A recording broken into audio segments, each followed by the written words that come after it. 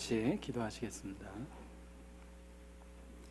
살아계시며 역사하시는 거룩하신 아버지 하나님, 우리를 죄악 가운데서 구원해 주셨고 또 지금도 죄의 유혹으로부터 우리를 건지시는 주님의 은혜에 대하여 진심으로 감사 찬양을 드립니다.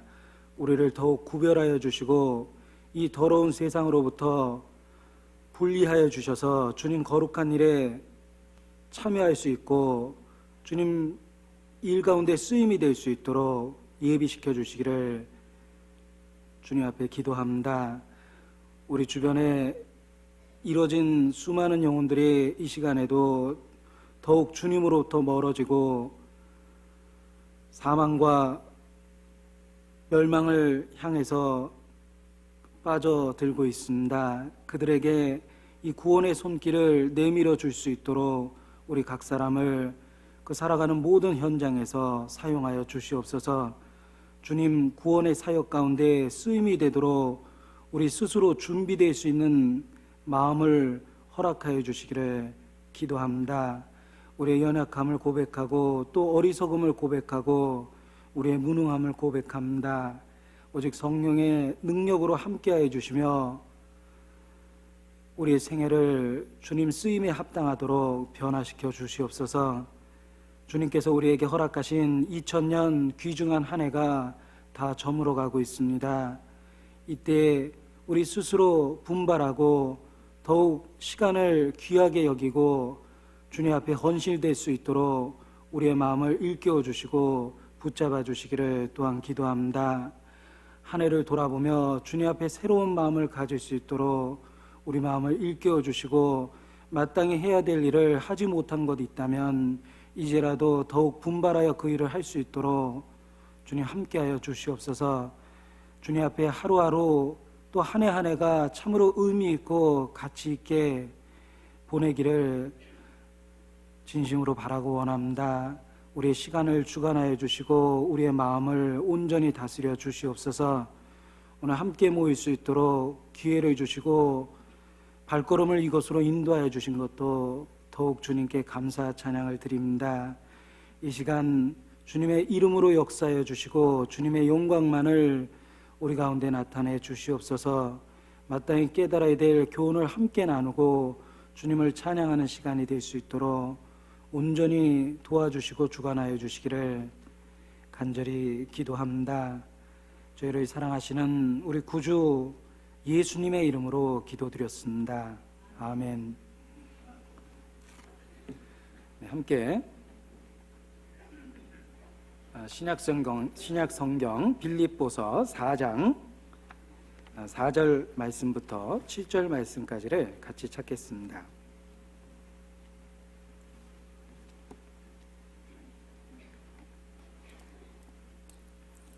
신약성경 322페이지입니다.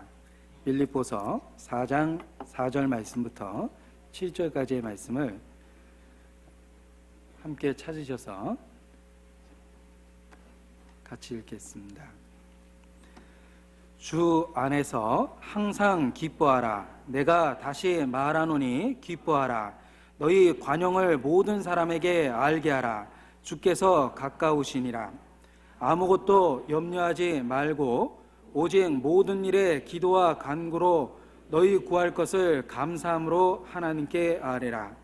그리하면 모든 지각에 뛰어난 하나님의 평강이 그리스도 예수 안에서 너희 마음과 생각을 지키시리라.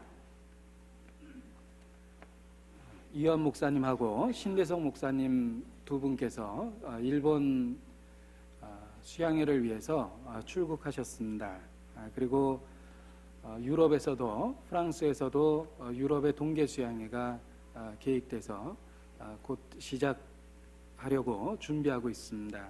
역시 박대성 목사님하고 진도원 목사님하고 그 일을 위해서 출국해 계십니다. 기억하시고 함께 기도해 주셨으면 합니다. 그리고 역시 이번 주에도 교회당 2층에서 소집회가 진행되고 있습니다. 기도도 해주시고 인도해 주실 분이 있으면 또 함께 참여해 주시길 부탁드립니다. 오늘 빌립보서에 있는 말씀 중에 항상 기뻐하라라는 말씀과 관련해서 교훈을 나누고자 합니다. 빌립보서는 마게도니아에 있는 빌립보 교회에게 바울이 쓴 편지입니다. 빌립보 성에 전도가 된 것은 바울의 2차 여행 중에 직접적인 하나님의 인도하심을 통해서 마게도니아의 첫 관문인 빌립보 지역에 복음이 전해졌습니다. 빌립보 지역에 처음 구원받은 사람은 자주장사 루디아였다. 이렇게 사도행전 16장에 구체적으로 기록이 되어 있습니다. 자주장사했던 루디아가 구원을 받고 자기의 집을 복음을 전하는 그 발판으로 삼아서 자기의 집을 개방을 했습니다. 그 결과 빌립보 지역에 복음이 전해졌고 곧 빌립보 성의 간수가 구원받는 사건도 기록되어 있습니다. 그리고 얼마의 세월이 흐른 후에 바울은 그 빌립보 지역에 있는 성도들을 기억했고 그들을 위해서 편지를 기록했습니다.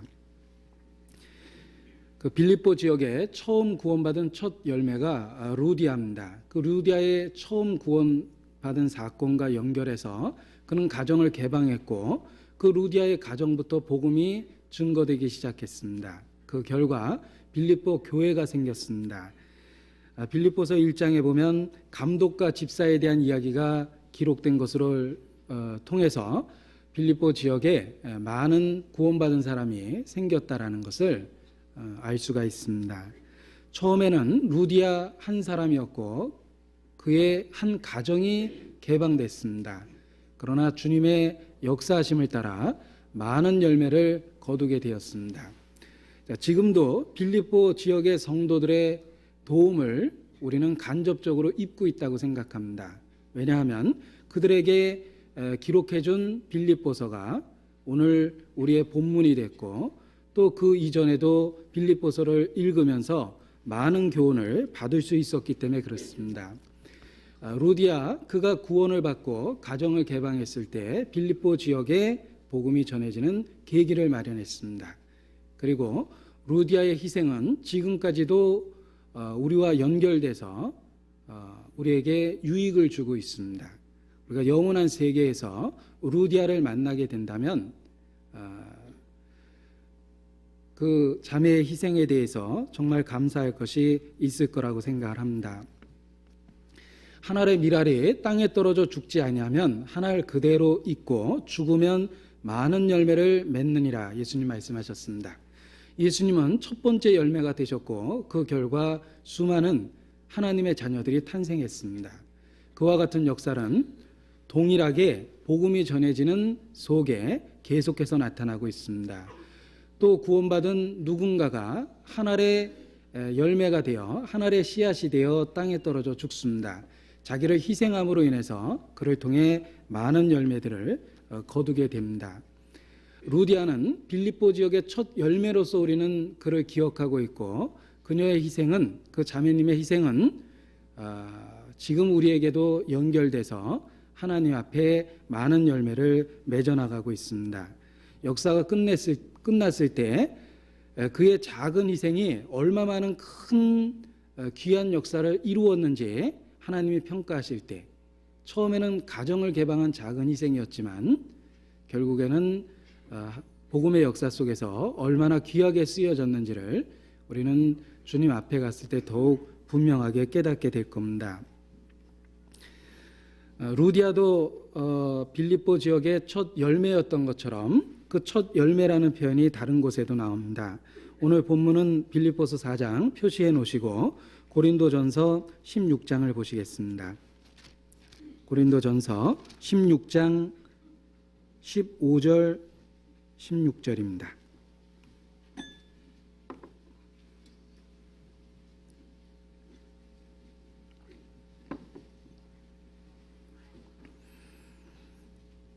같이 읽겠습니다. 형제들아, 스데바나의 집은 곧 아가야의 첫 열매요 또 성도 섬기기로 작정한 줄을 너희가 아는지라. 내가 너희를 권하노니 이 같은 자들과 또 함께 일하며 수고하는 모든 자에게 복종하라. 아가야 지역의 첫 열매는 스데바나라 이렇게 이야기합니다. 스데바나도 역시 자기의 집을 개방해서 그 아가야 전 지역에 복음이 전해지는 계기를 마련했습니다. 하나님은 그것을 귀하게 보셨고 그가 아가의 첫 열매였다라는 걸 기록하고 계십니다. 루디아도 그랬고 스데바나도 그러했습니다.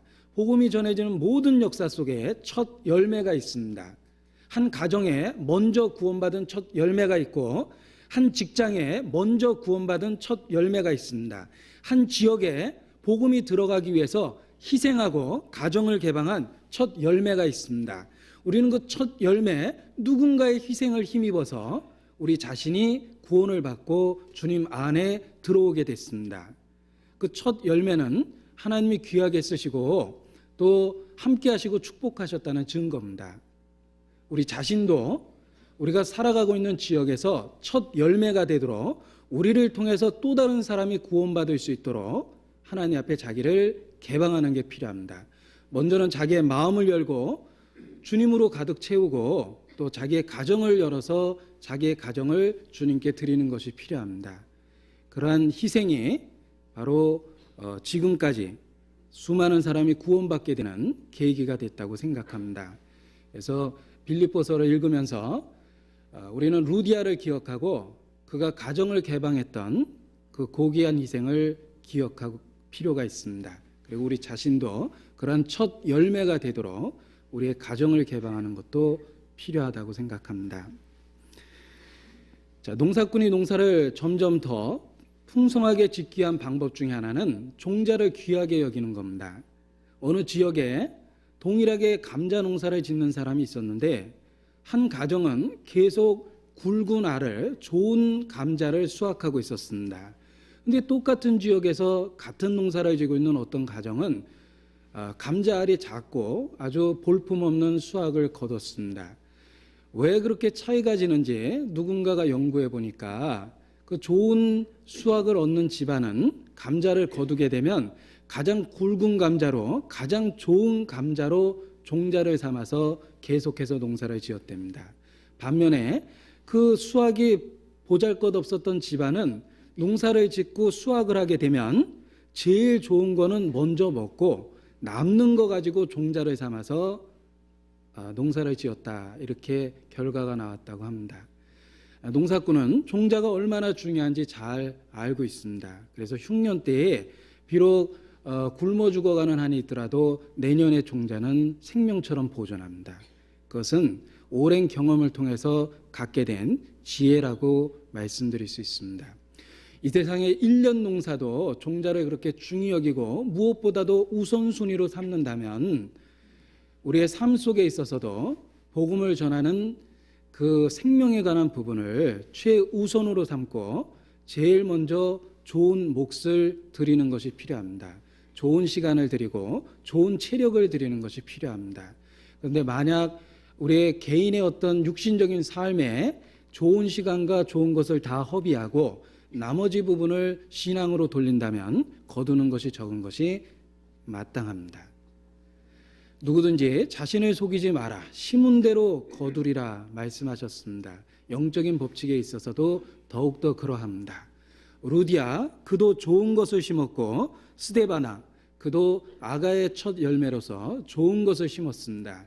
자기의 삶에 복음 전하는 것, 그 생명 전하는 일을 제일 중요하게 생각했습니다. 오죽했으면 그가 성도 섬기기로 작정했다라는 표현을 성경에 해놓으셨을 거라고 생각합니까? 우리 스스로도 성도 섬기기로 작정하고 주님 섬기기로 작정하고 우리의 마음을 개방하고 가정을 개방할 때 또 다른 루디아가 될 것입니다. 그리고 또 다른 스데바나가 될 것입니다. 그리고 심은 대로 많이 거두는 그러한 축복을 하나님께로부터 받을 거라고 생각을 합니다. 빌립보서를 기억하면서 우리는 루디아에게 감사하는 마음으로 오늘 시작했으면 합니다. 자, 오늘 바울의 권면 속에 항상 기뻐하라라는 말씀이 있습니다. 주 안에서 항상 기뻐하라. 이 항상이라는 말을 생각해 보죠. 항상이라는 말은 우리 삶 속에 어둡고 그리고 고통스러운 시간도 포함됩니다. 항상이라는 말 속에 우리의 삶 속에 죽음이라든지 질병이라든지 사고라든지 불행이라든지 그런 견디기 어려운 그런 답답한 시간도 항상이라는 말에는 들어 있습니다. 그럼에도 불구하고 바울은 항상 기뻐하라라고 말하고 있습니다. 우리는 경험적으로 이것이 불가능하다는 걸 금방 알 수 있습니다. 왜냐하면 인생은 형통한 날뿐만 아니라 공고한 날의 병행에 있고 슬프고 답답한 일도 많이 있기 때문에 항상 기뻐한다는 건 실질적으로 불가능합니다. 그것을 잘 알고 있는 바울이 왜 우리에게 항상 기뻐하라라고 이렇게 명령어의 말씀을 주셨을까요? 그것은 우리의 기쁨은 환경을 초월하고 환경과는 아무 상관없이 기뻐할 수 있는 그 무엇인가 우리에게 있다라는 걸 일깨워주고 있습니다. 주님께서 우리에게 주신 기쁨은 이 세상 사람은 이해를 다 할 수 없다 하더라도 환경과는 상관없이 환경을 초월해서 주시는 기쁨이 있습니다. 너희가 세상에서 근심하는 자 같으나 항상 기쁘고 가난한 자 같으나 모든 사람을 부욕해 하고 아무것도 없는 자 같으나 실상은 모든 것을 가진 자니라. 자, 그러한 표현처럼 우리는 근심하는 자 같으나 세상적인 시각에서, 인간적인 시각에서, 경제적인 시각에서 살펴보면 근심하는 자 같을 때가 있을 수 있습니다. 그러나 항상 기뻐하는 자라고 말씀하십니다. 그것은 모든 상황과 육체적인 환경을 초월해서 우리에게 주신 진정한 기쁨이 있다라는 것을 일깨워주고 있는 표현입니다. 항상 기뻐하라. 그 불가능한 이야기가 가능한 방법이 있습니다. 본문에 4장 4절에 그 답이 있습니다. 항상 기뻐할 수 있는 비결은 주 안에서입니다. 그것은 환경을 초월한 기쁨이라고 말씀드릴 수 있습니다. 바울이 여기서 말하는 기쁨은 세상적인 조건과 상황에 근거한 것이 아니라 하나님과 관련된 기쁨을 이야기합니다. 하나님이 우리 안에 허락하신 바로 그 기쁨을 이야기하고 있습니다.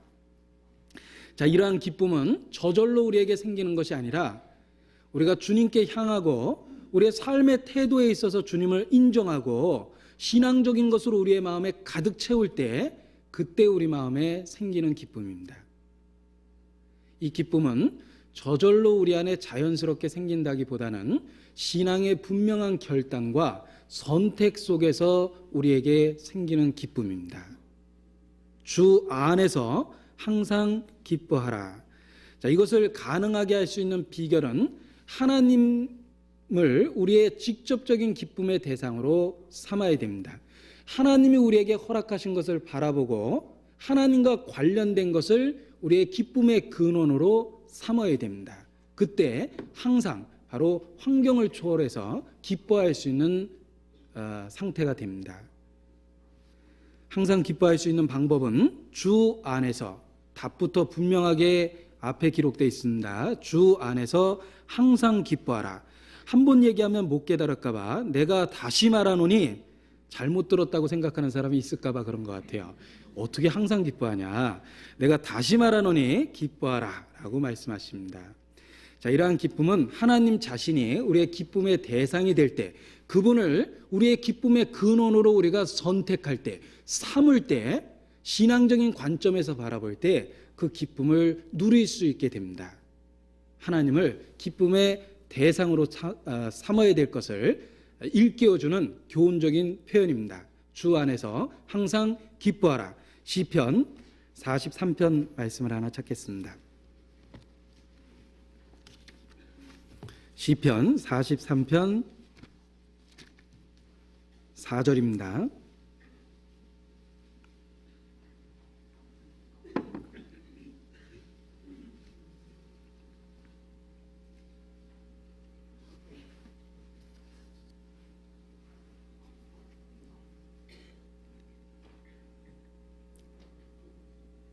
같이 읽겠습니다. 그런즉 내가 하나님의 단에 나아가 나의 극락의 하나님께 이르리이다. 하나님이여 나의 하나님이여 내가 수금으로 주를 찬양하리이다.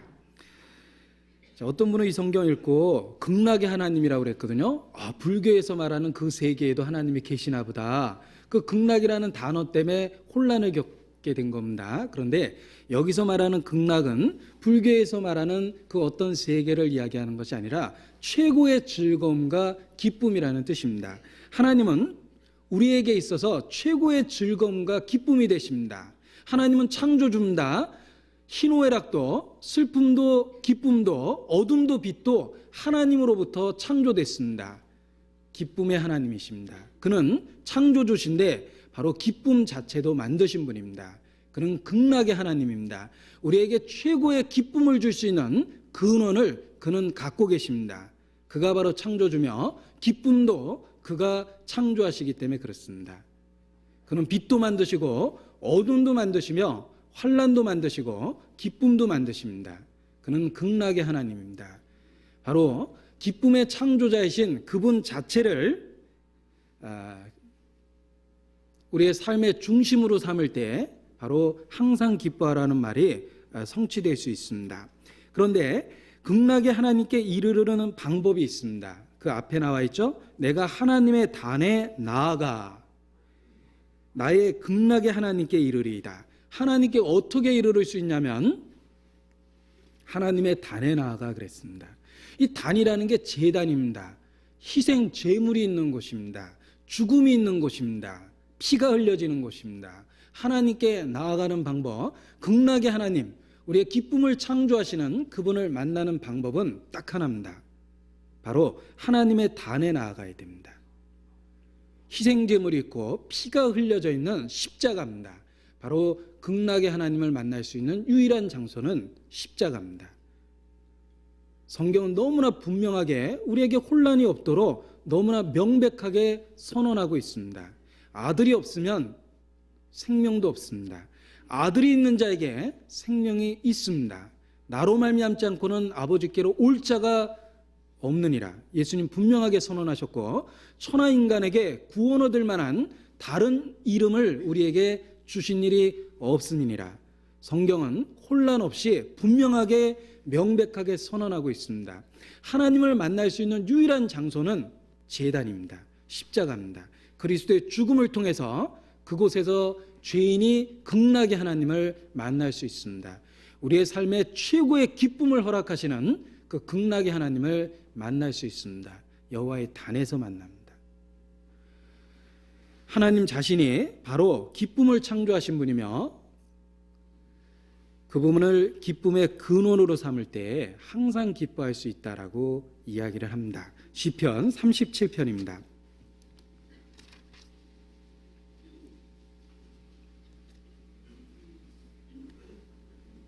4절, 시편 37편 4절 같이 읽어보죠.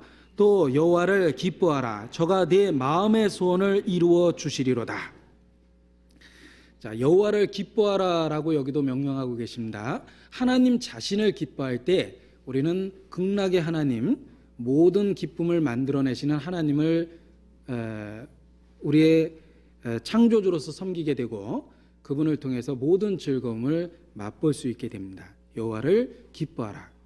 하나님 자신을 기쁨의 근원과 기쁨의 대상으로 삼아야 됩니다. 자, 시편 23편은 아름다운 그림을 그릴 수 있는 구절들로 이루어져 있습니다. 푸른 초장이 있습니다. 쉴만한 물가가 있습니다. 수많은 양떼가 있습니다. 여호와는 나의 목자시니 내게 부족함이 없으리로다. 그가 나를 푸른 초장 쉴만한 물가로 인도하시는도다 그랬습니다. 우리는 시편 23편을 통해 그림을 그릴 수 있습니다. 그런데 그 그림 속에 목자를 빼놓고 한번 그려보죠. 푸른 초장이 있습니다. 쉴만한 물가가 있습니다. 수많은 양떼가 있습니다. 그런데 목자를 아무리 찾아봐도 보이지 않습니다. 그러한 그림은 불안한 그림입니다. 언제든지 이리떼에게 습격을 받으면 대책이 없는 불안한 상태입니다. 시편 23편의 가장 중요한 것은 쉴만한 물과 푸른 초장이 아닙니다. 거기 목자가 있다는 게 중요합니다. 목자의 그림이 시편 23편의 주제입니다. 여호와는 나의 목자시니. 아무리 쉴만한 물가도 있고 푸른 초장도 있지만 목자가 없다면 그건 아주 불안한 상태입니다. 마찬가지입니다. 하나님께서 우리에게 허락하신 수많은 기쁨들이 있습니다. 좋은 환경들이 있습니다. 푸른 초장이 있고 쉴 만한 물가가 있습니다. 그런데 하나님 자신이 없다면, 하나님 자신이 우리에게 없다면 그건 아주 불안하고 답답한 상태입니다.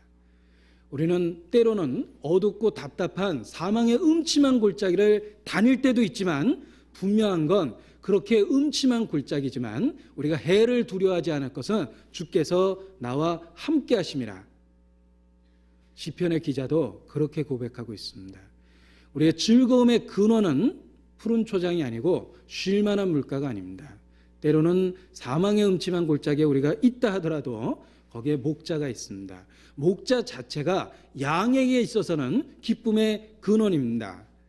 연말에 불우한 이웃을 돕기 위해서 고아들에게 장난감을 사줄 수는 있습니다. 그러나 그 고아에게 결코 해줄 수 없는 것은 바로 어머니를 줄 수는 없습니다. 고아는 선물을 받고 즐거워할 수는 있지만 어머니로 누리는 즐거움과 기쁨과 위로는 결코 맛보지 못합니다. 자, 우리에게는 그냥 단지 선물만 있는 것이 아니라 우리에게 극락의 하나님이 있습니다. 그분이 우리 창조주며 우리의 구속주입니다. 우리의 구세주입니다. 그래서 우리가 즐거워하고 기뻐할 수 있습니다. 때로는 상황이 어둡고 답답한 그런 상황일 때도 있지만 분명한 건 하나님, 그분이 우리의 목자이시며 우리를 사랑하시는 그분이 우리와 함께 계십니다. 우리는 여호와로 인하여 기뻐하고 그분을 극락의 하나님으로 삼을 수 있습니다. 우리에게 최고의 기쁨을 주시는 그 근원 자체입니다.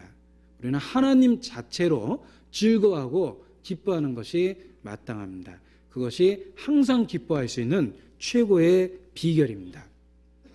하박국 선지자는 그 최고의 비결을 깨닫고 하나님에 대해서 찬양했습니다. 하박국 3장을 보겠습니다. 성경 하박국서 미가, 나움, 하박국, 하박국 3장 1305페이지입니다. 17절입니다. 하박국 3장 17절 1305페이지입니다.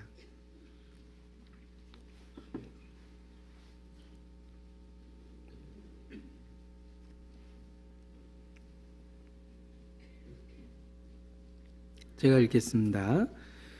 비록 무화과 나무가 무성치 못하며 포도나무에 열매가 없으며 감람나무에 소출이 없으며 밭에 식물이 없으며 우리의 양이 없으며 외양간에 소가 없을지라도. 이 하박국 선지자가 없는 게 참 많습니다. 다 세보니까 6가지나 없더라고요. 인간적으로는 완전히 부족한 상태입니다. 없다라고 얘기하는데, 나는 여호와를 인하여 즐거워하며 나의 구원의 하나님을 인하여 기뻐하리로다. 주 여호와는 나의 힘이시라. 나의 발을 사슴과 같게 하사 나로 나의 높은 곳에 다니게 하시리로다. 그는 오직 하나님으로 인하여 즐거워하며 자신의 구원의 하나님으로 인해서 기뻐하고 있습니다. 그것은 모든 환경을 초월한 기쁨입니다. 현재의 상황과 상관없이 언제든지 기뻐할 수 있습니다. 하나님으로 인하여, 구원의 하나님으로 인하여 즐거워할 수 있습니다. 바로 항상 기뻐할 수 있는 비결은 그 기쁨의 근원을 하나님 자체로 삼을 때 바로 우리는 항상 기뻐할 수 있는 비결을 깨닫게 된 겁니다. 자, 현재 우리의 삶 속에서 기쁨을 느낄 때 언제, 왜 기쁨을 느끼는지 생각해 보십시오. 우리에게 기쁨을 주는 것이 무엇입니까? 좋은 환경입니까? 안정된 직장입니까? 아니면 사랑스러운 가족들입니까? 자, 우리에게 기쁨을 주는 것들 많이 있습니다. 그러나 더욱더 중요한 건 그 기쁨이라는 선물을 주신 하나님 자신입니다. 선물보다는 선물을 주신 분이 우리에게 더욱 소중한 것이 당연합니다. 하나님 우리에게 수많은 선물을 주셨습니다. 가족을 주셨고 좋은 환경을 주셨고 오늘 우리의 발로 걸어 나올 수 있는 체력을 주셨습니다. 그리고 이 시간 전해지는 말씀을 이해할 수 있는 이해력을 주셨고 공감할 수 있는 구원의 비밀도 주셨습니다. 그러나 더욱더 중요한 건 그 모든 것은 선물이며 우리에게 최고의 선물은 하나님 자신입니다. 그분은 그분 자신을 우리의 기쁨의 근원으로 주셨습니다. 그래서 우리는 환경과 상관없이 항상 기뻐할 수 있습니다. 하나님을 가까이 할 때 우리는 기쁨의 근원을 갖고 있습니다. 단지 물 한 병을 갖고 있는 것이 아니라 물이 언제든지 솟아나는 샘물을 소유한 것과 같습니다. 하나님 자신을 우리의 기쁨의 근원과 근거로 삼아야 됩니다. 그는 기쁨의 창조주입니다. 그분을 기쁨의 근원으로 삼을 때 그분은 우리 삶 속에서 기쁨을 창조하십니다. 우리도 그에게 나의 극락의 하나님이시여 그렇게 최고의 기쁨을 주시는 분이라고 노래할 수 있게 됩니다. 자, 우리는 신앙 그러면 고통스럽고 희생하고 헌신하고 이런 면을 먼저 생각합니다. 그래서 신앙을 갖게 된다는 것이 어렵고 힘든 일이라고 먼저 생각하지만 성경은 그렇게 이야기하지 않습니다. 우리에게 구세주를 주실 때 너희들은 근심하고 걱정하라 너희에게 구주가 났느니라 그렇게 표현되어 있지 않죠? 우리에게 큰 기쁨의 소식을 전한다고 말씀하셨습니다. 구주가 이 세상에 오셨을 때 우리를 근심하고 걱정케 하신 게 아닙니다. 우리에게 큰 기쁨의 소식이라고 말씀하셨습니다. 예수님을 알게 되고 예수님을 소유하게 되고 그분과 함께 있게 된다는 것은 희생과 헌신, 수고, 고난, 고통 그런 것을 먼저 떠올리는 것보다는 기쁨을 먼저 떠올리는 것이 성경적입니다. 우리에게 먼저 큰 기쁨을 주십니다.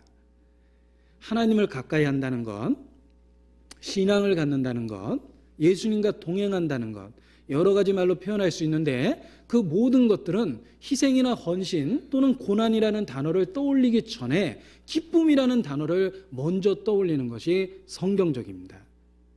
주님과 동행하는 길은 기쁜 길이고 즐거운 길입니다. 그런데 이상하게도 우리는 신앙 그러면 희생, 고난, 수고 이런 것들을 먼저 떠올립니다.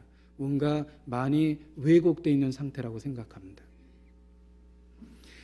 이사야서 55장입니다. 이사야서 55장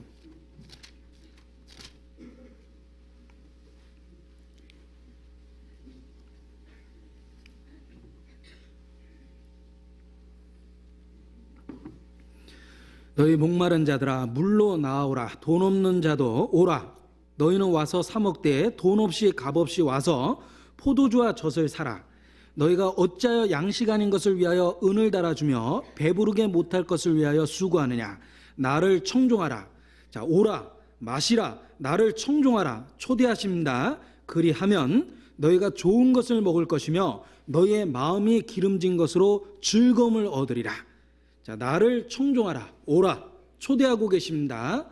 그런데 그 초대하고 있는 자체는 고난과 희생의 잔치가 아니라 바로 먹고 기름진 것으로 즐거워하는 기쁨의 장소로 초대하고 계십니다. 성경의 천국이 혼인잔치입니다. 잔치입니다. 즐거워하는 파티입니다. 하나님은 우리를 부르실 때 희생이나 수고라는 단어를 먼저 떠올리는 것을 원치 않으십니다. 그는 근본적으로 우리를 기쁨의 세계로 초대하고 계십니다. 구원을 받는다는 건 기쁨의 세계로 나오는 겁니다. 우리에게 좋은 것으로 먹이시고 기름진 것으로 우리를 즐겁게 하십니다. 그 잔치의 세계로 주님은 우리를 초대하고 계십니다. 그 하늘로부터 비를 내리시며 결실기를 주시는 선한 일을 하사 음식과 기쁨으로 너희 마음에 만족해 하셨느니라. 바울이 전도했던 창조의 하나님입니다. 그런데 영적으로도 그렇습니다. 그는 음식과 기쁨으로 우리 마음을 만족하게 하십니다.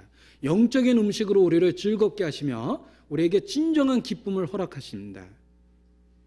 신앙을 갖는다는 건 최고의 선택이며 최고의 기쁨을 얻게 되는 겁니다. 기쁨의 근원을 소유하게 되는 겁니다.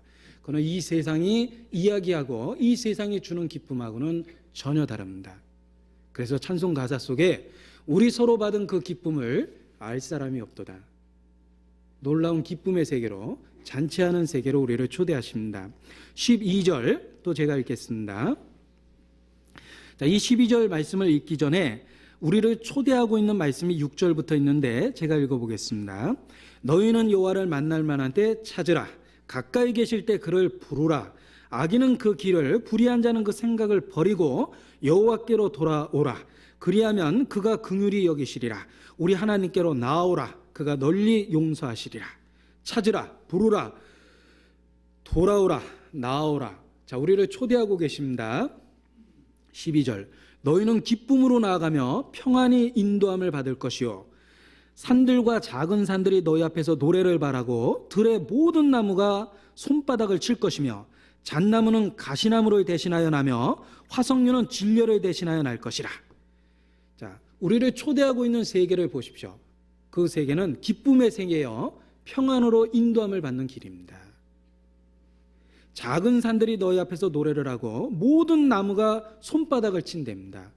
그렇게 무감각한 산들도 나무들도 감정 없는 식물도조차도 기뻐할 수 있는 놀라운 기쁨의 세계로 우리를 초대하고 계십니다. 제가 착각했던 것은 신앙이라는 게 희생이고 수고라는 개념만 갖고 그렇게 느꼈던 적이 있습니다. 그래서 예를 들면 처음 전도 어떤 사역으로 부름을 입었을 때도 내가 희생한다는 생각을 먼저 했어요. 내가 직장을 포기하고 교회에 전도한다는 건 내게 있어서는 큰 희생이다. 나는 어쩔 수 없이 내 십자가를 매는 거다. 뭐 이런 식으로 합당치 않게 생각했던 적이 있습니다. 그런데 생각이 바뀌었습니다. 그건 놀라운 특권이고 놀라운 기회입니다. 바로 우리에게 기쁨의 세계로 나오라고 이야기하고 평안히 인도함을 받을 수 있는 길로 나오라고 말씀하십니다. 주님과 함께 동행하는 길은 기쁨의 길이요 평안의 길입니다. 그래서 찬송 가사 속에 주와 같이 길 가는 것 즐거운 일 아닌가? 정말 그렇다고 생각이 들었습니다. 주가 인도하는 대로 주와 같이 걷겠네. 한 걸음 한 걸음 주 예수와 함께 날마다 우리는 걷겠네. 구원 얻기 전에는 이 복잡하고 험한 세상을 나 혼자 걸었습니다. 답답하고 슬플 때도 혼자 슬퍼하고 혼자 고통했습니다. 그런데 이제 전혀 달라졌죠? 주님과 함께 걷는 길입니다. 기쁨의 길이요 평안의 길이었습니다. 신앙은 결코 희생만을 요구하는 게 아닙니다. 우리에게 충분한 기쁨의 세계로 우리를 인도하시고 우리가 갖고 있었던 작은 세상적인 즐거움을 다 버릴 정도로 우리에게 놀라운 기쁨을 허락하십니다. 그 애벌레가 배추를 뜯어먹고 있는데 그 애벌레들 간에 자기들이 곧 나비가 될 거라는 이야기를 들었어요. 우리가 애벌레로 일생을 마치는 게 아니라 우리가 알고 보면 다 나비가 되기 위해서 여기 있는 거라고. 자, 그런데 어떤 애벌레가 고민이 생겼어요. 나비들은 이렇게 맛있는 배춧잎을 먹고 있냐고. 나비는 아마 안 먹을걸? 그럼 배춧잎 없이 우리가 어떻게 사냐? 쓸데없는 걱정한 거죠. 나비가 되면 배춧잎을 먹는 게 아니라 꿀을 먹고 삽니다. 그런데 이 애벌레가 생각하기에는 이렇게 맛있는 배춧잎을 안 먹고 무슨 재미에 살까? 구원받지 못한 사람이 똑같은 얘기하지 않습니까? 구원받으면 모두 못하고 그런데 그거 말고 더 큰 기쁨의 세계로 우리를 인도하십니다. 주님과 함께 걷는 길은 바로 즐거움의 길이요 기쁨의 길입니다. 시편 16편입니다.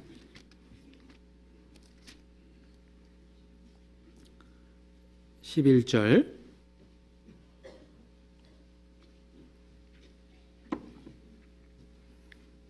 시편 16편 11절을 같이 읽겠습니다. 주께서 생명의 길로 내게 보이시리니 주의 앞에는 기쁨이 충만하고 주의 우편에는 영원한 즐거움이 있나이다. 그렇습니다.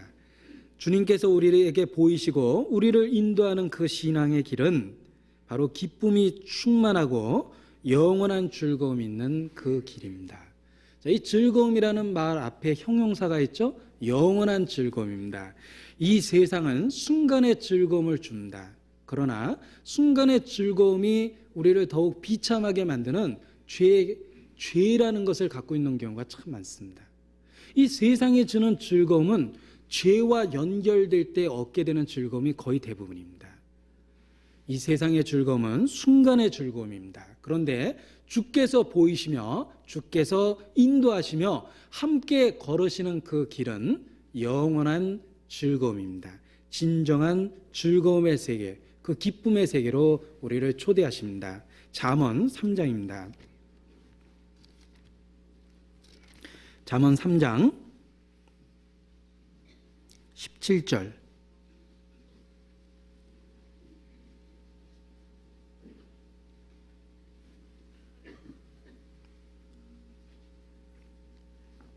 같이 읽죠. 그 길은 즐거운 길이요 그 첩경은 다 평강이니라. 자, 우리가 걸어가고 있는 바로 그 신앙의 길은 즐거움의 길입니다. 기쁨의 길입니다. 생각을 바꾸십시오. 희생과 헌신과 수고와 고난과 고통이라는 단어를 떠올리기 전에 우리에게 주신 영원한 즐거움을 누리고 우리에게 주신 바로 최고의 즐거움, 그 극락의 하나님을 찬양하는 것이 필요합니다. 그래서 바울이 항상 기뻐하라. 주 안에서. 주님 자신으로 기뻐하라고 명령하고 있습니다. 내가 다시 말하노니 기뻐하라. 자, 이 기뻐하라 명령어입니다. 이 명령어는 우리를 즐겁게 하는 명령입니다. 기뻐하라. 기뻐할 충분한 이유가 있습니다. 자, 똑같은 시키는 일인데도 어떤 일은 들으면 참 기분이 좋은 말이 있어요. 예를 들면 음식을 많이 차려놓고 많이 드세요. 뭐 시키는 것 같지만 그런 의무는 얼마든지 환영합니다. 예. 그런 의무감은 즐거운 의무감 아닙니까? 항상 기뻐하라는 우리에게 바로 그 즐거운 의무를 부과하고 계십니다. 이 기뻐하라라는 말이 영어로 rejoice인데 이 rejoice라는 말이 re라는 말은 다시라는 말이고 joyce라는 말은 joy, 기쁨입니다. 그 즐거워라는 말 자체가 반복성을 갖고 있어요. 잠깐 즐거웠다 마는 게 무슨 즐거움입니까? 진정한 즐거움은 rejoy입니다. 자꾸 즐거워하는 거예요. 다시 즐거운 거죠. 계속해서 즐거운 게 정말 즐거운 상태입니다. 그러나 세상이 누리는 즐거움은 즐거움의 끝에도 근심이 있고 어리석은 자의 웃음소리는 손밑에 타는 가시나무 같다라는 표현도 있습니다. 허망하고 의미 없다는 거죠. 그냥 허허 껄껄 아무런 의미 없는 웃음소리를 내지만 하나님이 주는 즐거움은 그야말로 반복되고 계속되는 즐거움입니다. 우리에게 그런 즐거운 의무를 부과하셨습니다. 그래서 우리에게 즐거워할 만한 충분한 이유가 있다는 걸 깨닫게 하고 계시는 겁니다.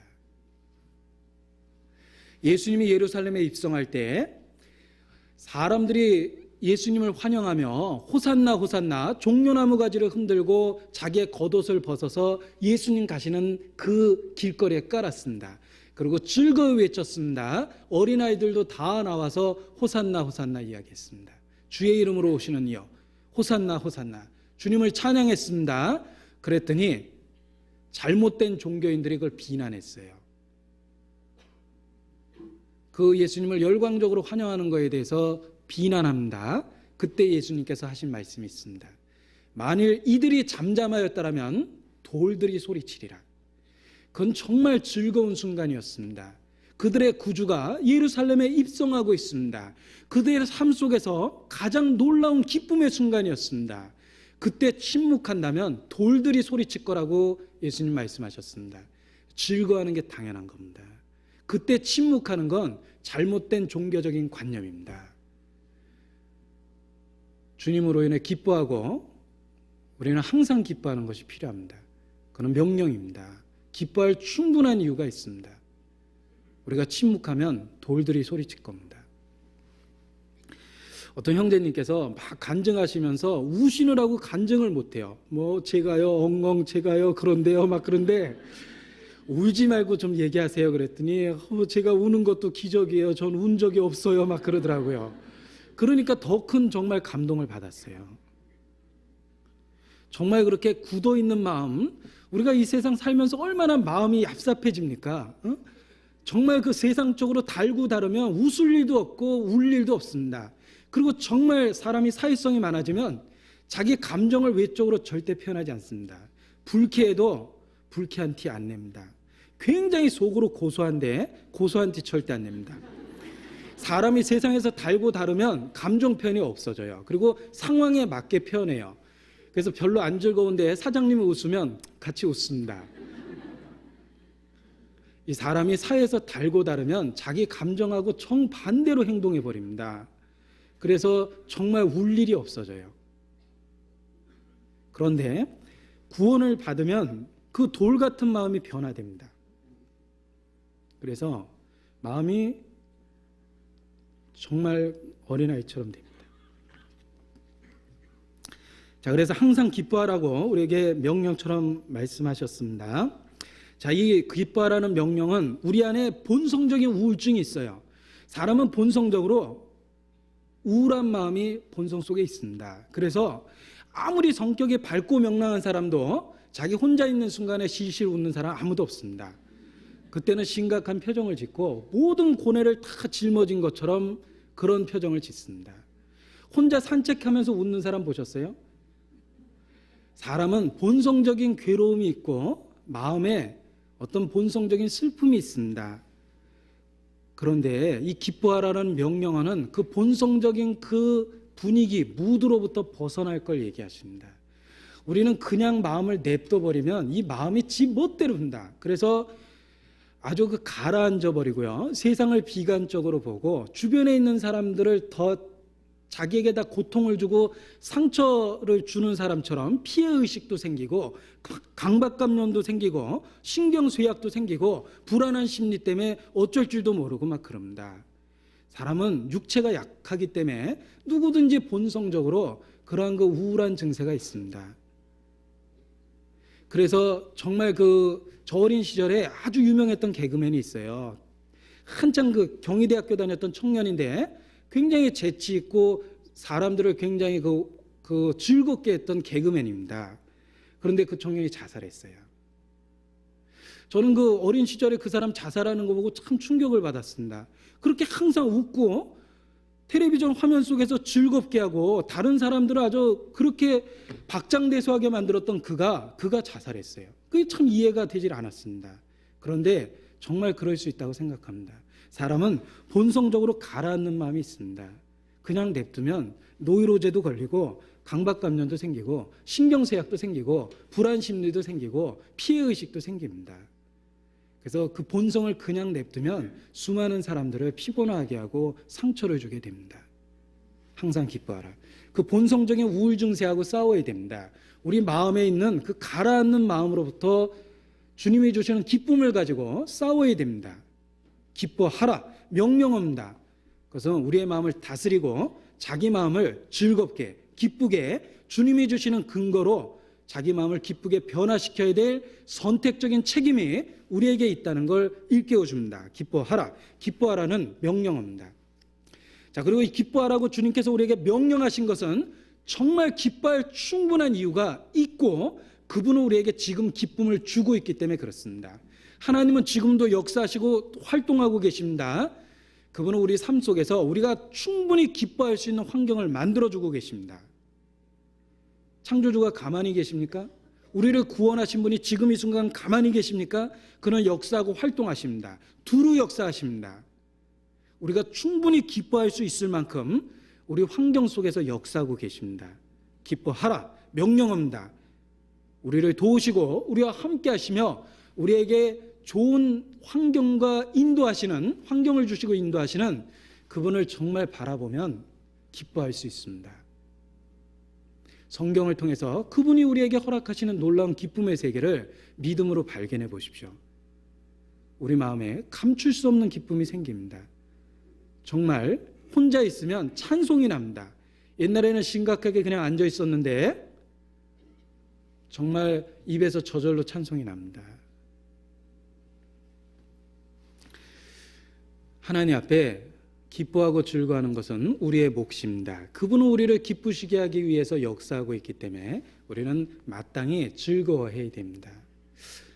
제가 아이를 데리고 이렇게 외출을 했습니다. 아이를 데리고 외출한 건 내가 기쁘자고 한 게 절대 아니에요.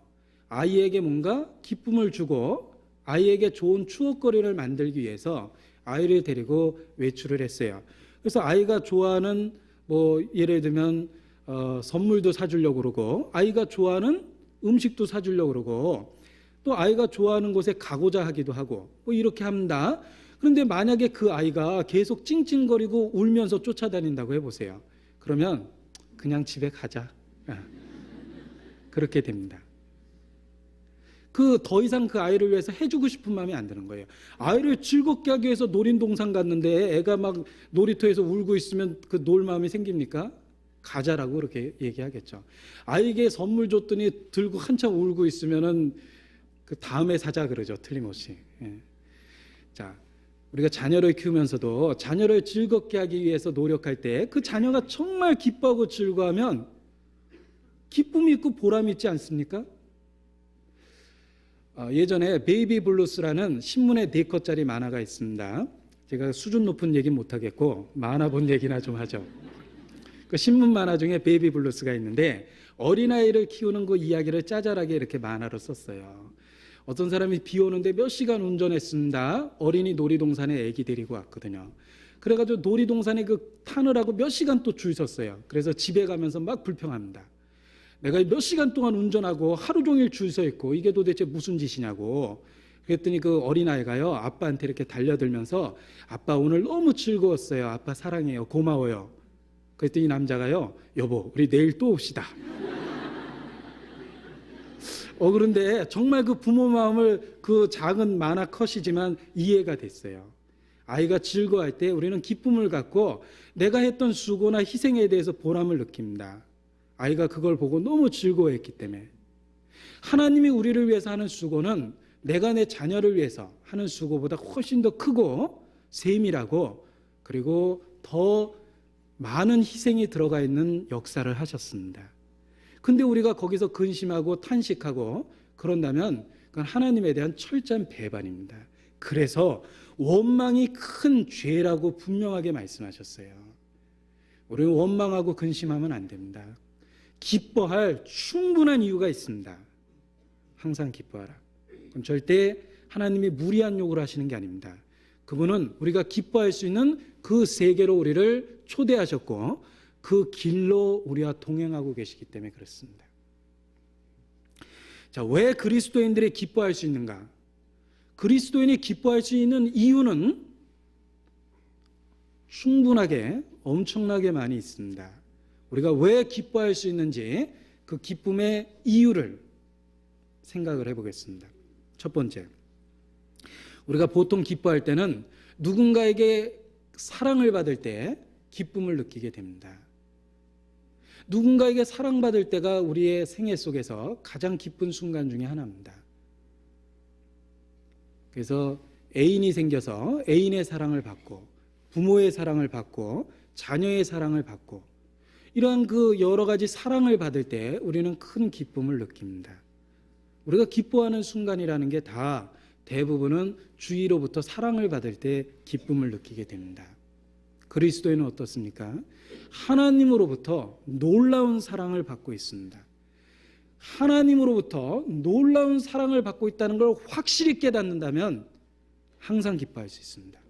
하나님이 세상을 이처럼 사랑하사 독생자를 주셨습니다. 자기 자신을 아끼지 않고 내어주셨습니다.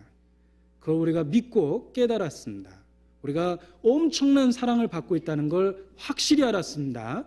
그래서 항상 기뻐할 수 있습니다. 우리가 아직 죄인 되었을 때 그리스도께서 우리를 위하여 죽으심으로 하나님께서 우리를 위한 자기에 대한 사랑을 확증하셨느니라. 하나님의 큰 사랑을 받고 있다는 확신 때문에 기뻐할 수 있는 겁니다.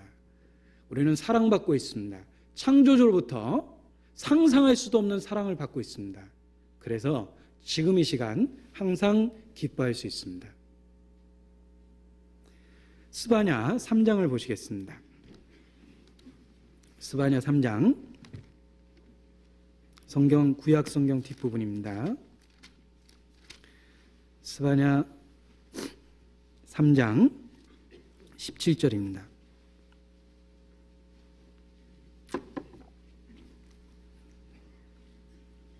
17절 같이 읽죠.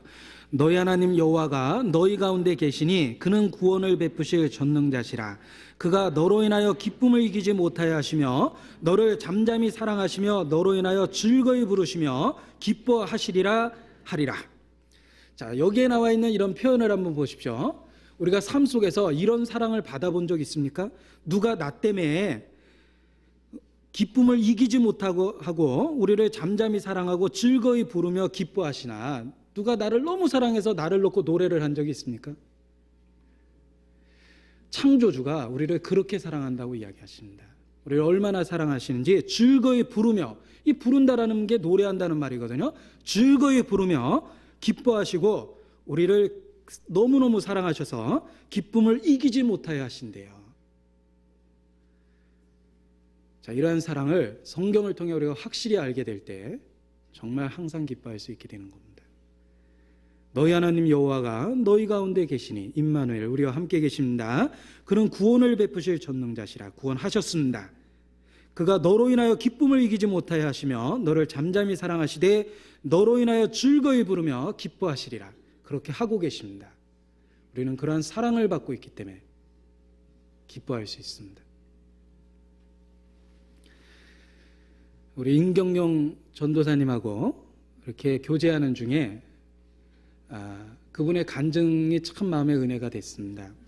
그분이 간증하시기를 살아오면서 많은 사랑을 받았다. 부모님의 사랑을 받고 형제들의 사랑을 받고 다른 가족들의 사랑을 받고 많은 사랑을 받았지만 마음이 안 바뀌었는데 하나님의 사랑을 받으니까 참 신기하다. 마음이 바뀌더라. 그런 간증을 제가 들으면서 정말 저 자신도 공감하고 굉장히 그 큰 은혜를 느꼈습니다. 우리는 많은 사랑을 받았어요. 하나님의 사랑의 샘플이라고 할 수 있는 부모님의 사랑도 받고 가족 간의 사랑도 받았습니다. 그러나 그런 사랑을 통해서 우리의 어떤 인성이 변화되고 근본이 변화되지는 않았습니다. 근데 놀라운 건 한 번도 보지 못했던 예수 그리스도, 그에 대해서 듣고 그가 우리를 죽기까지 사랑하셨다는 성경의 증거를 듣고 우리의 삶이 변화되고 감동을 받습니다. 믿어지는 것도 기적인데 정말 성령이 우리 마음에 그 불가능한 걸 가능하게 하셨어요. 한 번도 보지 못한 예수님을 정말 그분이 나를 사랑하셨다라는 것에 대한 초의 의심이 들지 않도록 우리 마음에 확증해 주셨습니다.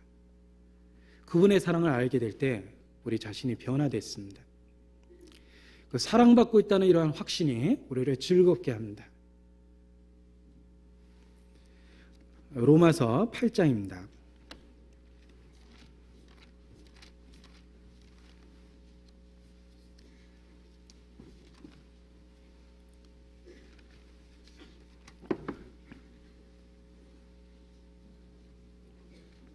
(32절부터) 제가 읽어보겠습니다. 로마서 8장 32절. 자, 이러한 사랑의 편지를 받아보기 어려울 겁니다. 하나님께서 우리를 향해서 그의 마음을 여기 표현하셨습니다. 자기 아들을 아끼지 아니하시고 우리 모든 사람을 위하여 내어주시니가 어찌 그 아들과 함께 모든 것을 우리에게 은사로 주시지 아니하시겠느뇨. 자, 질문하고 있죠? 우리 양심에 물어봅니다. 정말 아들을 아끼지 않고 내어주셨다면 이 세상의 모든 걸 우리에게 다 주실 겁니다. 누가 능히 하나님의 택하신 자들의 송사하리요 의롭다 하시는 이는 하나님이시니 누가 정죄하리요. 죽으실 뿐 아니라 다시 살아나신 이는 그리스도 예수시니 그는 하나님 우편에 계신 자요 우리를 위하여 강구하시는 자이시라. 누가 우리를 그리스도의 사랑에서 끊으리요. 환난이나 곤고나 핍박이나 기근이나 적신이나 위험이나 칼이라. 7가지입니다. 기록된 바 우리가 종일 주를 위하여 죽임을 당게 되며 도살할 양같이 여김을 받았나이다 함과 같으니라. 그러나 우리가 이런 어려운 처지에 있었다 하더라도 그러나 이 모든 일에 우리를 사랑하시는 이로 말미암아 우리가 넉넉히 이기느니라. 내가 확신하노니 사망이나 생명이나 천사들이나 권세자들이나 현재일이나 장래일이나 능력이나 높음이나 기품이나 다른 아무 피조물이라도 우리를 우리 주 그리스도 예수 안에 있는 하나님의 사랑에서 끊을 수 없으리라. 확신할 수 있습니다. 누가 우리를 송사하겠느냐? 누가 우리를 우리 주 그리스도 예수 안에 있는 하나님의 사랑에서 끊을 수 있겠느냐? 끊을 수 없으리라. 우리도 십자가를 통해서 그런 놀라운 하나님의 사랑에 대한 강한 확신을 가질 수 있습니다. 그분의 사랑을 확신하고 깨달았기 때문에 기뻐할 수 있습니다. 기뻐할 충분한 이유가 있습니다. 자, 두 번째, 우리가 기뻐할 충분한 또 다른 이유는 이 세상에서의 기쁨은 어떤 가치 있는 것을 소유하게 될 때 기쁨을 느끼게 됩니다. 좋은 물건을 갖게 되면 기쁘지 않습니까? 어떤 가치 있는 것을 소유하게 될 때 우리는 기쁨을 느낍니다. 새로운 가구를 들여왔다라든지 아니면 늘 갖고 싶은 물건을 갖게 되었다라든지 또는 새로운 낡은 자동차 때문에 늘 고생했는데 새로운 자동차를 갖게 됐다든지 새로운 집에 이사를 가게 됐다든지 아마 그런 순간이 우리 삶에 기뻤던 순간이라고 우리는 떠올릴 수 있을 겁니다.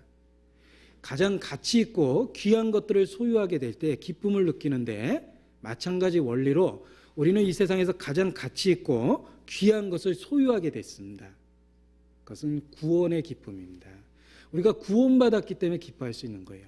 하나님은 우리를 사랑하셨고 두 번째로 구원이라는 하나님의 선물을 소유하고 있기 때문에 항상 기뻐할 수 있게 된 겁니다. 가장 가치 있고 가장 귀한 것을 우리에게 주셨습니다. 구원이라는 그 놀라운 선물을 우리는 받았기 때문에 기뻐할 충분한 이유가 있습니다. 베드로전서 1장입니다.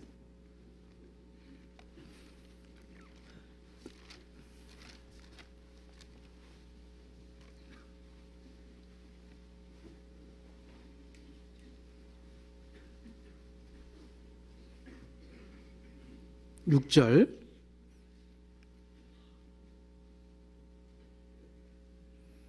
베드로전서 1장 6절로 9절까지 같이 한번 읽어보죠. 그러므로 너희가 이제 여러 가지 시험을 인하여 잠깐 근심하게 되지 않을 수 없었으나 오히려 크게 기뻐하도다. 너희 믿음의 시련이 불로 연단하여도 없어질 금보다 더 귀하여 예수 그리스도에 나타나실 때에 칭찬과 영광과 존귀를 얻게 하려 함이라. 예수를 너희가 보지 못하였으나 사랑하는도다. 이제도 보지 못하나 믿고 말할 수 없는 영광스러운 즐거움으로 기뻐하니 믿음의 결국 곧 영혼의 구원을 받음이라. 말할 수 없는 즐거움으로 기뻐할 수 있습니다. 심지어는 환난 중에도 기뻐할 수 있습니다. 왜? 믿음의 결국 곧 영혼의 구원을 받음이라. 우리는 가장 가치 있고 가장 귀한 것을 소유하고 있기 때문에 기뻐할 수 있습니다. 영혼의 구원입니다. 그 구원의 확신은 자연스럽게 우리 마음에 기쁨을 만들어냅니다. 확신 때문에 기쁨을 갖게 되는 겁니다. 확신이 없다면 기쁨도 없어지죠. 그러나 바로 복음을 통해서 구원의 확신을 얻게 됐기 때문에 그 기쁨을 우리가 소유하게 됐습니다. 구원받았기 때문에 기뻐할 충분한 이유가 있는 겁니다. 누가복음 10장입니다.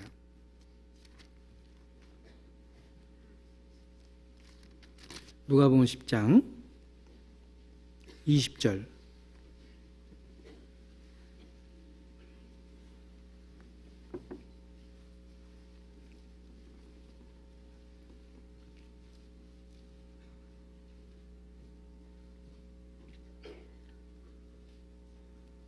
같이 읽죠. 그러나 귀신들이 너희에게 항복하는 것으로 기뻐하지 말고 너희 이름이 하늘에 기록된 것으로 기뻐하라 하시니라. 자, 우리에게 은사도 있고 우리에게 능력이 나타날 때도 있습니다. 그러나 중요한 건 그 은사나 그 능력으로 인해 기뻐하는 것이 아니라 바로 우리의 이름이 하늘에 기록됐다는 그 사실, 가장 근본적인 즐거움입니다. 너희 이름이 하늘에 기록된 것으로 기뻐하라. 우리가 충분히 기뻐할 이유가 있습니다. 우리의 이름이 하늘에 기록되었습니다. 그리스도의 보배로운 피를 통하여 그의 죽음과 부활을 통하여 구원을 얻었고 우리의 이름이 생명책에 기록됐습니다. 그것을 우리가 알고 확신할 때 기뻐할 수 있습니다. 우리가 기뻐하는 두 번째 이유는 바로 구원이라는 가장 가치 있는 것을 소유하고 있기 때문에 기뻐할 수 있는 겁니다. 신부가 자기 보물로 단장한 것처럼 그 기쁨을 누릴 수 있다라고 이사야 선지자는 또한 표현했습니다. 내가 여호와로 인하여 크게 기뻐하며 내 영혼이 나의 하나님으로 인하여 즐거워하리니 이는 그가 구원의 옷으로 내게 입히시며 의의 겉옷으로 내게 더하심이 신부가 자기 보물로 단장한 것 같게 하셨다. 우리에게 그러한 구원의 기쁨, 그리스도의 신부가 됐다라는 그러한 기쁨을 허락하십니다. 자, 또 우리가 기뻐할 수 있는 세 번째 이유는, 자, 우리는 좋은 친구가 있고 좋은 대화를 나누게 될 때 기쁨을 누리게 됩니다. 자, 가장 좋은 친구가 돼주기 위해서는 그 친구의 이야기를 잘 들어주는 사람, 그의 상황을 이해하고 그 사람의 말을 잘 들어주고 공감해주는 사람이 가장 좋은 친구가 쉽게 된다고 생각합니다. 분별력도 있고 상황에 맞는 이야기기는 하지만 친구의 말을 들어주는 것보다 자기 이야기를 설득하고 주장하면 오히려 그런 사람 주변에는 친구가 없는 경우가 많습니다. 그 사람 말은 맞는데 오히려 친구가 없는 경우가 있습니다. 그런데 누구의 이야기를 잘 들어주는 사람은 많은 사람의 친구가 돼 있는 걸 우리는 발견합니다.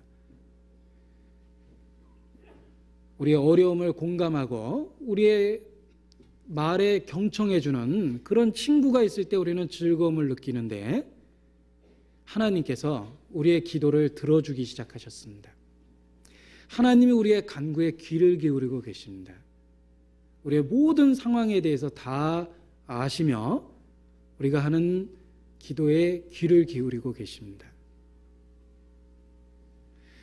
정말 구원받기 전에는 하나님하고 아무리 큰 소리로 불러도 하나님이 듣고 계시는지 확신이 없었어요. 그런데 예수 그리스도 안에서 기도할 때 주여, 아버지, 아무리 작게 부른다 하더라도 주님께서 틀림없이 듣고 있다라는 성경적인 확신이 듭니다.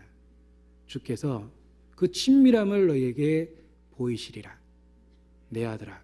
성경에 있는 그런 구절, 내 아들아라는 구절을 읽으면 정말 가슴에 진동이 일어날 정도로 하나님의 어떤 가까이 하시는 그런 확신을 가질 때가 있습니다.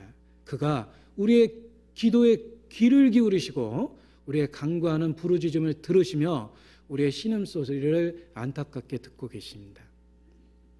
그래서 즐거워할 수 있습니다. 그가 우리의 기도를 듣고 계십니다.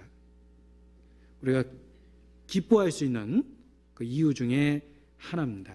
기도하는 기쁨이 있습니다. 기도하는 즐거움이 있습니다. 요한복음 16장입니다.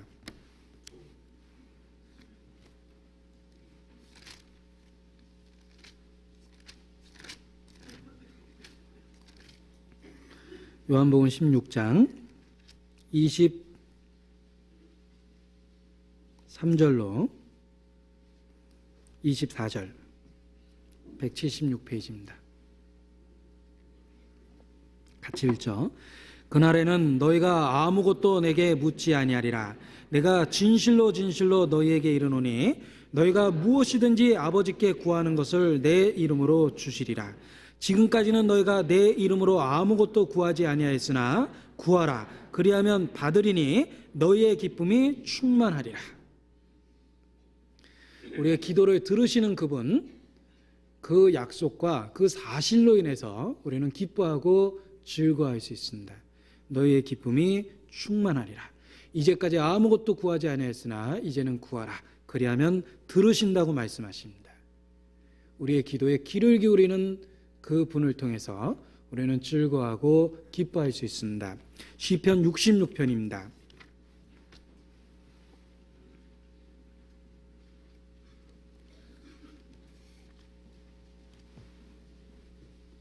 (18절)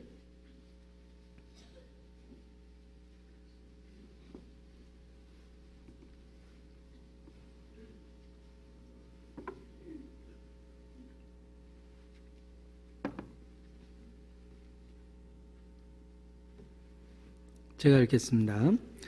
내가 내 마음의 죄악을 품으면 주께서 듣지 아니하시리라. 그 다음 말을 또 읽겠습니다. 그러나 하나님이 실로 들으셨으며 내 기도 소리에 주의하셨도다. 하나님을 찬송하리로다. 저가 내 기도를 물리치지 아니하시고 그 인자심을 내게서 거두지 아니하셨도다. 자, 우리 마음에 죄악을 품으면 하나님이 듣지 못하십니다. 왜냐하면 하나님은 거룩하기 때문에, 지극히 거룩하기 때문에 죄악을 품으면 하나님이 듣지 못하십니다. 하물며 죄인, 죄의 덩어리, 그 죄인이 하나님께 부르짖을 때 어떻게 들을 수 있습니까? 의인이라 하더라도 마음의 죄를 품으면 하나님이 듣지 못하시는데, 하나님 앞에 새까만 죄인이 하나님 앞에 부르짖을 때 하나님이 어떻게 듣겠습니까? 그는 하나님의 놀라운 은혜만 그것을 가능하게 합니다. 그러나 하나님이 실로 들으셨으며 내 기도 소리에 주의하셨도다. 하나님을 찬송하리로다. 저가 내 기도를 물리치지 아니하시고 그 인자하심을 내게서 거두지 아니하셨도다. 그 거룩한 하나님이 죄인의 기도에 귀를 기울일 수 있었던 것은 인자하심 때문입니다.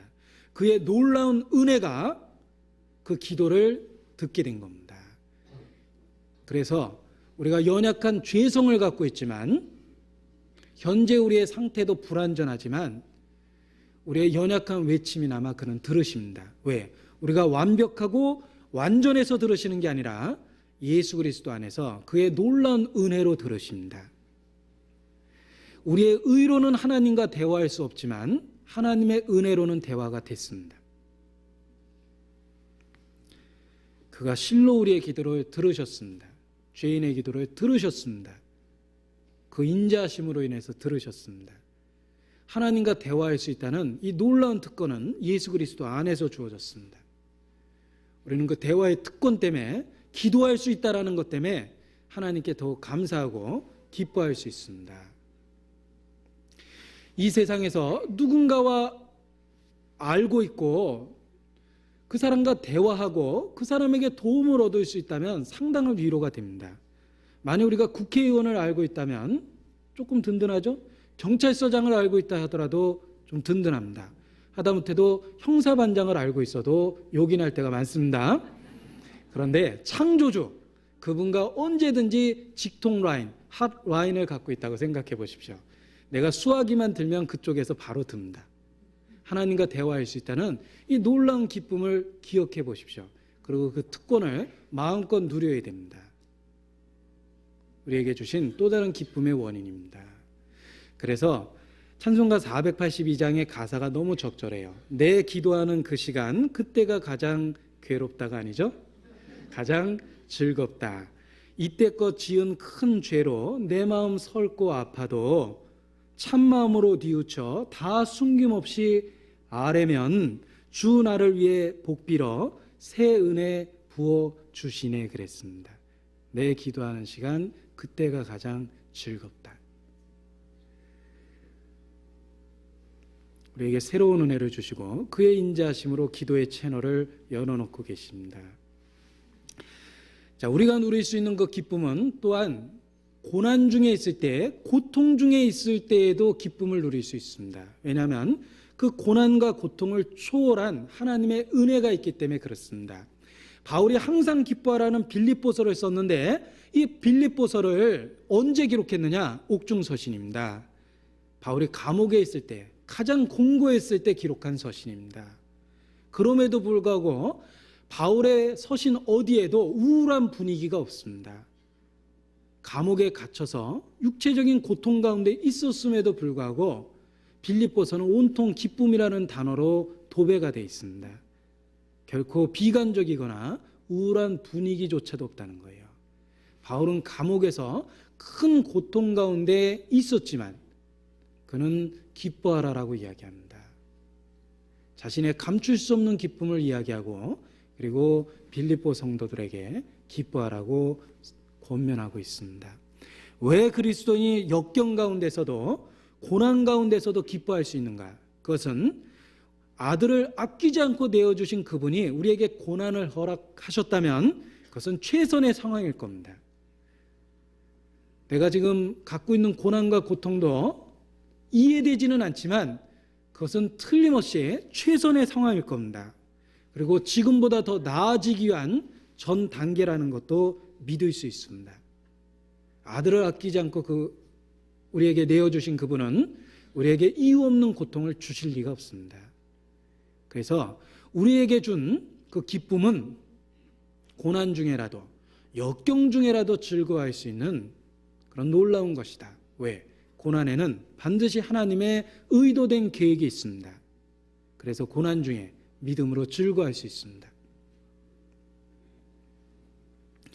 사도들도 매를 맞고 핍박당할 때 그들은 즐거워하고 기뻐했습니다. 복음을 전하는 사도들을 데려다가 위협하고 매를 때리고 능욕했습니다. 그때 성경에 무엇이라고 기록되어 있냐면 사도들은 그 이름을 위하여 능욕받는 일에 합당한 자로 여기심을 기뻐하면서 공의 앞을 떠나니라. 그들이 복음을 전하다가 매를 맞았을 때 주님의 이름으로 능욕받은 것에 대해서 기뻐하고 그 자리를 떠났다고 이야기합니다. 그들은 주님을 위하여 주님의 이름으로 고난받는 것에 대해서 오히려 자랑스럽게 생각했고 기회인 것처럼 생각했고 그들은 즐거워했습니다. 누구든지 그리스도 안에서 경건하게 살고자 하는 자는 핍박을 받으리라라고 말씀하십니다. 그리스도 안에서 경건하게 살고자 하는 자는 고난이 있습니다. 핍박이 있습니다. 우리의 삶 속에 고난이 없고 핍박이 없다면 신앙이 타협되어 있기 때문에 그래요. 뭔가 타협됐기 때문에 고난이 없고 핍박이 없는 겁니다. 누구든지 그리스도 안에서 경건하게 살고자 하는 자는 갈등을 갖고 고난을 받게 됩니다.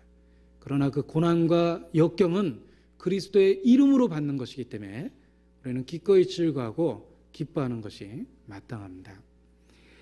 그리고 아무리 고통스럽다 하더라도 분명한 것은 현재 우리가 당하는 고통은 곧 끝날 것이라는 확신이 있기 때문에 더욱 기뻐할 수 있습니다. 그 순교자들의 죽음이라는 고통을 생각해 봤습니다. 제 자신이 순교당하게 되면 어떻게 될까? 마음 같으면 내가 주와 함께 죽을지언정 주를 부인하지 않겠나이다. 베드로처럼 정말 그렇게 고백하고 싶습니다. 그렇게 고백하는 것이 마음 같으면 진심입니다. 그런데 한편으로는 좀 걱정돼요. 내가 정말 고문을 당한다면 견딜 수 있을까? 그런데 그 죽음에 대한 생각을 하면서도 그런 어떤 육신적인 그 두려움에서 벗어날 수가 있었는데 그 이유는 그 죽음의 순간에도 그분은 틀림없이 함께 하실 겁니다.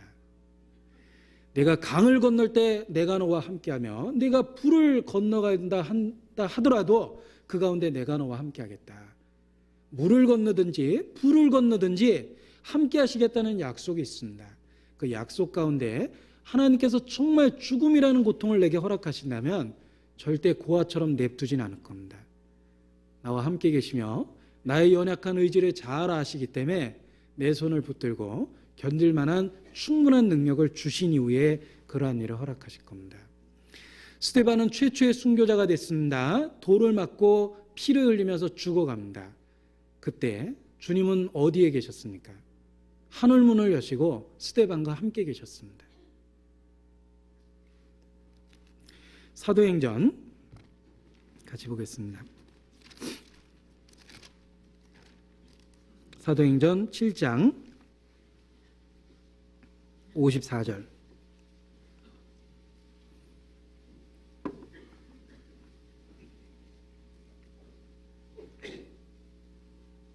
제가 읽겠습니다. 저희가 이 말을 듣고 마음에 찔려 저를 향하여 이를 갈거늘 스데반이 성령이 충만하여 하늘을 우러러 주목하여 하나님의 영광과 및 예수께서 하나님 우편에 서신 것을 보고, 예수님은 보통 하나님 우편에 앉아 계시거든요. 근데 이때는 어디 가시려고 일어나 있죠? 성도의 죽는 것을 여호와께서 귀중히 보신다고 그랬습니다. 그리스도의 종, 예수의 종 스데반이 죽음이라는 위기에 직면해 있을 때 예수님은 앉아 계신 게 아니라 일어나셨어요. 그의 슬픔과 위기에 동참하고 있습니다. 서신 것을 보고, 그래서 하늘을 열고 주님이 함께 있다는 걸 보여준 겁니다.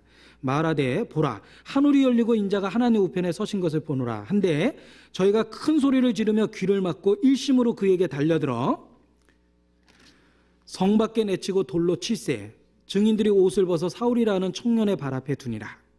이 스데반의 순교의 모습인데, 스데반이 죽음이라는 고통 앞에 있을 때 예수님은 하늘문을 여시고 그와 함께 계셨습니다. 스데반에게만 그렇게 하셨을 거라고 생각합니까? 역사 속에 수많은 순교자들의 죽음의 현장 속에 주님 그곳에 계셨습니다.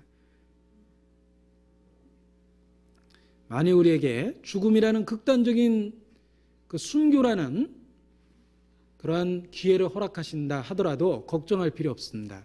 그때 그분이 우리와 함께 계시며 하늘문을 여시고 넉넉히 견딜 수 있는 위로를 주실 겁니다. 우리가 고난 중에 담대한 것이 있습니다. 세상적인 환난 중에 담대한 것이 있습니다. 그것은 절대 그분이 우리에게 허락한 고난이나 시험은 우리가 견디지 못할 만큼은 허락지 않으신다는 약속이 있기 때문에 그렇습니다. 고린도전서 10장입니다. 고린도전서 10장 13절입니다.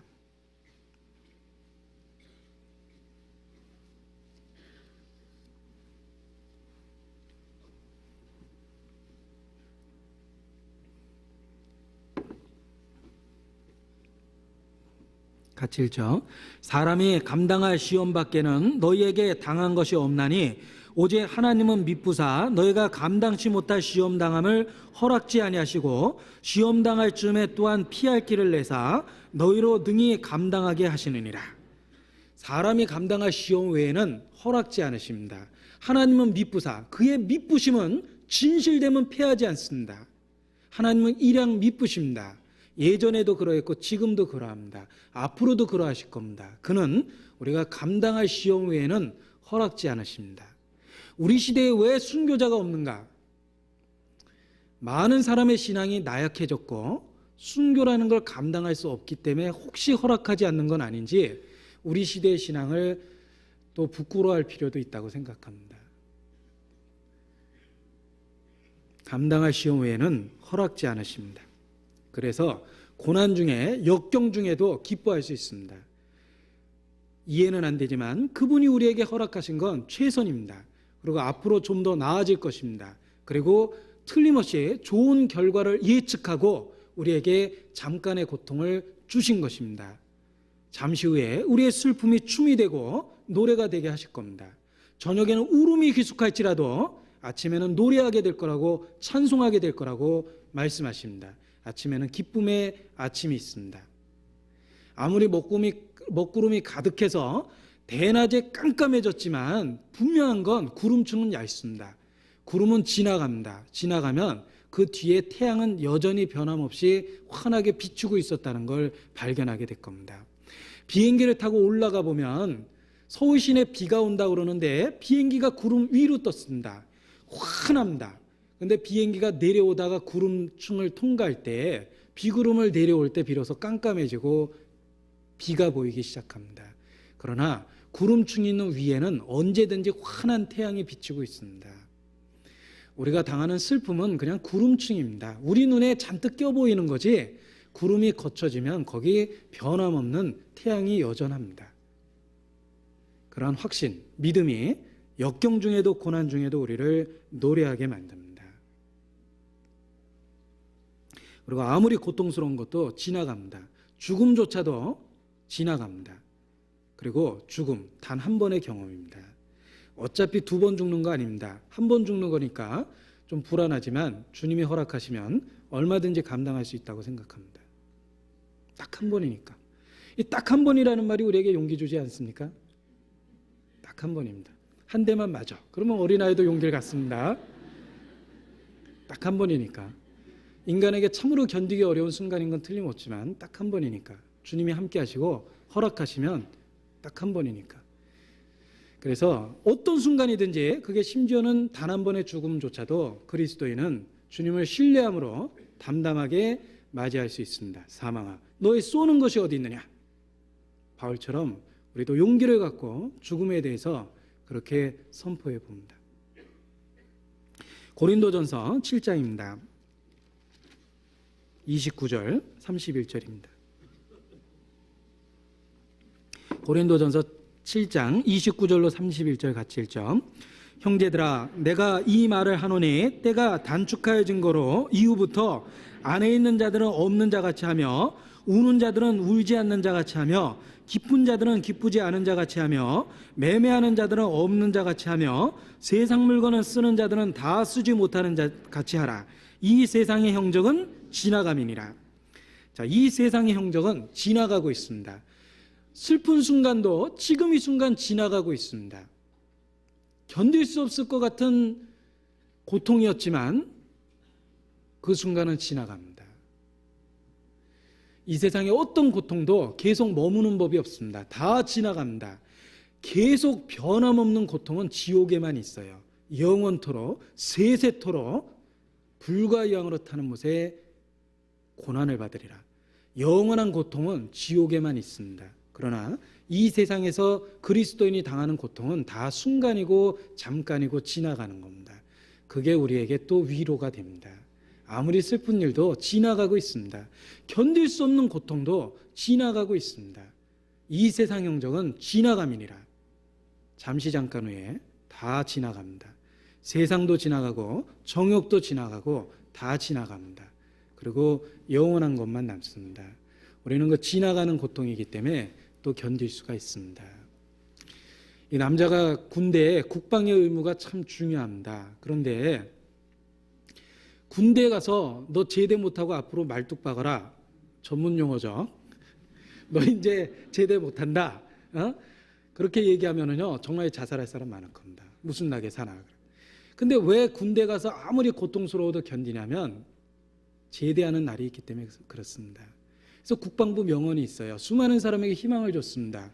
거꾸로 매달아놔도 국방부 시계는 돌아간다. 아무리 고통스러워도 제대할 때가 있다라는 거예요.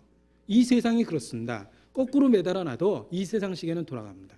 이 세상 형적은 지나감이니라. 그래서 아무리 슬픈 일이 있어도 좀 여유를 가질 필요가 있습니다. 다 지나가고 있습니다. 가슴 아프고 고통스러운 일이 있다 하더라도 다 지나가고 있습니다. 이 세상 형적은 지나감이니라. 하나님께서 우리에게 주신 기쁨을 보십시오. 아무리 고통스러운 순간이라도 그 기쁨은 없어지지 않습니다.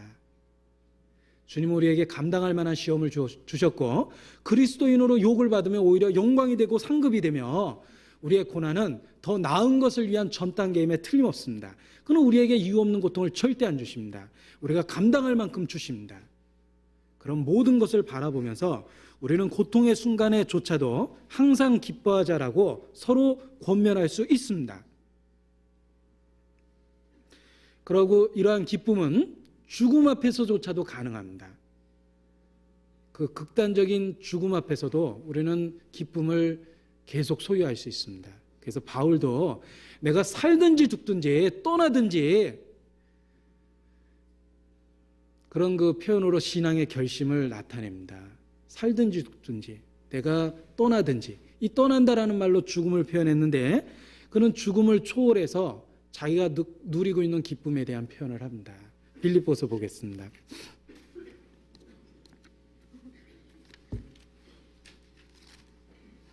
빌립보서 1장 20절 나의 간절한 기대와 소망을 따라 아무 일에든지 부끄럽지 아니하고 오직 전과 같이 이제도 온전히 담대하여 살든지 죽든지 내 몸에서 그리스도가 존귀되게 하려 하나니 이는 내게 사는 것이 그리스도니 죽는 것도 유익함이라. 그러나 만일 육신으로 사는 이것이 내 일의 열매일진데 무엇을 가리는지 나는 알지 못하노라. 내가 그 두 사이에 끼었으니 떠나서 그리스도와 함께 있을 욕망을 가진 이것이 더욱 좋으나 그러나 내가 육신에 거하는 것이 너희를 위하여 더 유익하리라. 자, 이게 죽음이라는 말을 떠나서라는 말로 표현했죠. 예, 정말 믿음의 표현입니다. 그럼 우리가 잠깐 이 세상을 떠나는 겁니다. 이 세상을 떠나서 그리스도와 함께 있을 욕망이 더욱 좋다. 죽어도 좋다라는 뜻입니다. 그래서 복음은 강합니다. 죽음을 초월했기 때문에 이 세상에서 제일 강한 대적이 죽음이었거든요. 그런데 복음의 능력은 참으로 위대합니다. 그 죽음의 운명을 초월해 있기 때문에 그렇습니다. 우리에게 주신 기쁨이 그러합니다. 바로 죽음을 초월한 기쁨을 주셨습니다. 그래서 항상 기뻐할 수 있습니다. 또한 항상 기뻐할 수 있는 이유 중에 하나. 자, 우리는 그 기쁨을 언제 잃어버리냐면 불안할 때, 장래에 대해서 불안할 때, 내게 어떤 일이 있을까 봐 불안할 때, 그럴 때 기쁨을 잃어버립니다. 예를 들면 속이 좀 나빠서 병원에 가서 정밀 진단을 했더니 의사가 아주 심각한 표정을 짓습니다. 그리고 이거 뭐 더 좀 잘 검사를 해봐야 되겠다고, 이상하다고. 그럼 괜히 불길해지고 그럽니다. 자, 그런 그 장래에 대한 불안, 그 불안이 우리의 평강을 없애버리고 기쁨을 잃어버리게 하는데, 하나님이 우리에게 주시는 기쁨은 그런 장래에 대한 불안을 다 떨어버릴 수 있는 그런 기쁨입니다. 왜냐하면 우리의 불확실한 미래는 너무나도 확실한 주님이 붙들고 있기 때문에 그렇습니다. 예전에 그 큐티 했던 제목에 그런 말이, 제가 정확히 기억은 안 나는데, 우리의 불확실한 미래는 확실한 주님이 보장하고 있다라는 내용의 그런 그 큐티 제목이 있었습니다. 아주 공감을 했습니다. 그렇습니다. 우리의 미래는 불확실하죠? 잘 모르죠. 무슨 일이 있을지 우리 모릅니다. 지금 이 순간 우리가 여기 앉아 있지만 누가 우리의 5분 뒤, 10분 뒤를 장담할 수 있습니까? 우리는 미래에 대한 불안을 시간 속에 있기 때문에, 수직적인 과거, 현재, 미래라는 수직적인 시간 속에 있기 때문에 장래일에 대한 불안함을 갖습니다. 그런데 항상 기뻐하라는 말을 통해서 우리는 장래의 불안조차도 주님께 맡기고 우리의 불확실한 미래에 대해서 확실한 주님을 바라보면서 불안감에서 벗어날 수 있습니다. 잠언 3장입니다.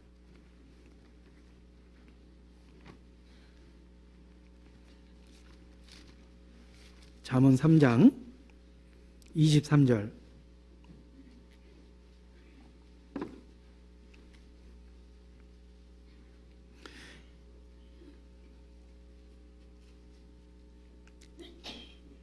(26절까지) 같이 읽습니다. 내가 내 길을 안연히 행하겠고 내 발이 거치지 아니하겠으며 내가 누울 때에 두려워하지 아니하겠고 내가 누운 중 내 잠이 달리로다. 너는 창졸간의 두려움이나 악인의 멸망이 임할 때에나 두려워하지 말라. 대저 여호와는 너의 의지할 자이시라. 내 발을 지켜 걸리지 않게 하시리라. 자, 창졸간의 두려움이나 악인의 멸망이 임할 때에도 두려워하지 말라 그랬죠? 그리스도인은 하나님이 모르는 가운데 불행을 당할 수는 없다는 겁니다. 우리는 하나님을 믿는 가운데 바로 악인의 그 멸망 앞에서도, 창졸간의 두려움 앞에서도 걱정하지 않고 평안함을 누리고 평안히 잠을 잘 수가 있습니다.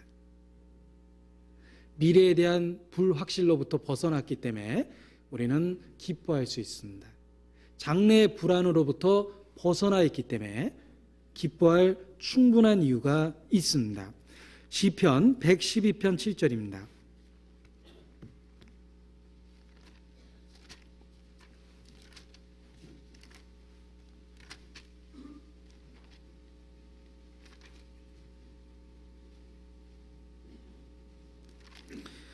시편 112편 7절입니다. 같이 읽죠. 그는 흉한 소식을 두려워 아니하며 여호와를 의뢰하고 그 마음을 굳게 정하였도다. 자, 이 세상에 갑작스러운 불행도 있고 슬픔도 있습니다. 그러한 그 가능성 때문에 현재 우리의 삶에 고통이 있고 불안한 마음이 있습니다. 지금은 건강한데 앞으로 계속 건강할 거라는 보증이 없습니다. 지금까지는 아무 문제가 없는데 앞으로도 계속 아무 문제가 없을 거라고 보증이 없습니다. 그런데 그는 흉한 소식을 두려워하지 아니하며 여호와를 의뢰하고 그 마음을 굳게 정하였다. 하나님을 의지하는 가운데 우리는 이러한 미래의 불확실로부터 벗어날 수 있습니다. 우리에게 때로 슬픔이 있고 어둠이 있고 답답한 때가 있다 하더라도 그는 하나님의 계획과 하나님의 인도하심과 하나님의 허락하심 안에 주어진 일이라는 걸 확신할 수 있습니다. 그래서 그런 쓸데없는 불안감으로부터 벗어날 수 있다는 거예요. 시편 94편입니다.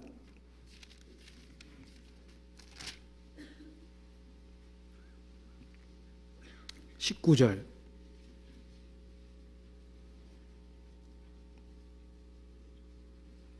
같이 읽어보죠. 내 속에 생각이 많을 때에 주의 위안이 내 영혼을 즐겁게 하시나이다. 우리가 걱정될 때도 있고 나쁜 생각이 꼬리에 꼬리를 물 수도 있습니다. 그런 경우가 우리 생활 속에서 얼마나 많습니까? 예를 들면 가족 중에 한 사람이 너무 늦게 귀가한다. 그럼 무슨 일이 있을까봐 답답하고 불안해하고 그러는 경우가 참 많습니다.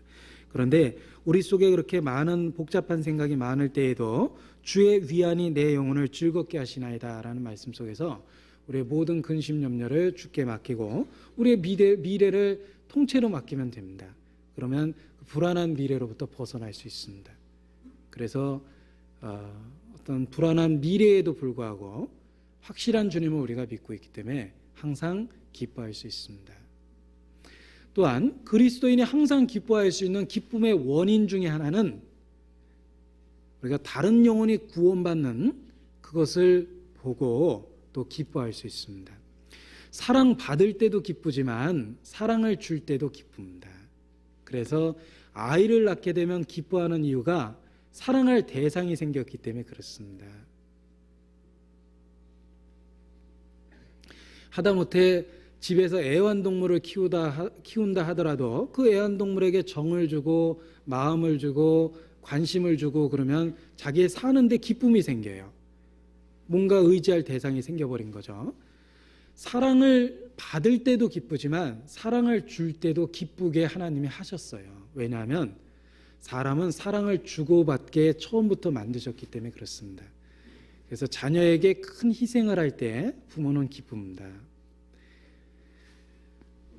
사랑할 때 큰 기쁨을 얻는 것처럼 우리도 다른 영혼을 사랑할 때 기쁨을 맛볼 수 있습니다. 근데 불행하게 신앙이 어리거나 신앙이 잘못되면 그 기쁨을 누리지를 못합니다. 이 전도하는 기쁨, 한 영혼이 구원받고 변화되는 것을 바라본다는 기쁨이 얼마나 크고 놀라운 것인지 경험하지 못한 사람이 의외로 많습니다. 그러나 그 기쁨을 경험하면 전도하는 일이 삶의 최고의 기쁨이 되고 제일 중요한 일이 됩니다. 한 영혼이 구원받는 것만큼 그 일에 우리가 참여된 것만큼 그거보다 더 큰 기쁨이 없습니다. 세례 요한은 그 비결, 그 기쁨의 비결을 깨달았어요. 그래서 세례 요한이 이와 같이 고백합니다. 요한복음 3장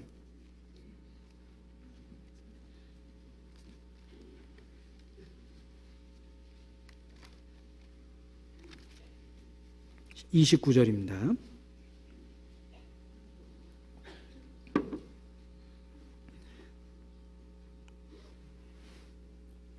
같이 읽죠.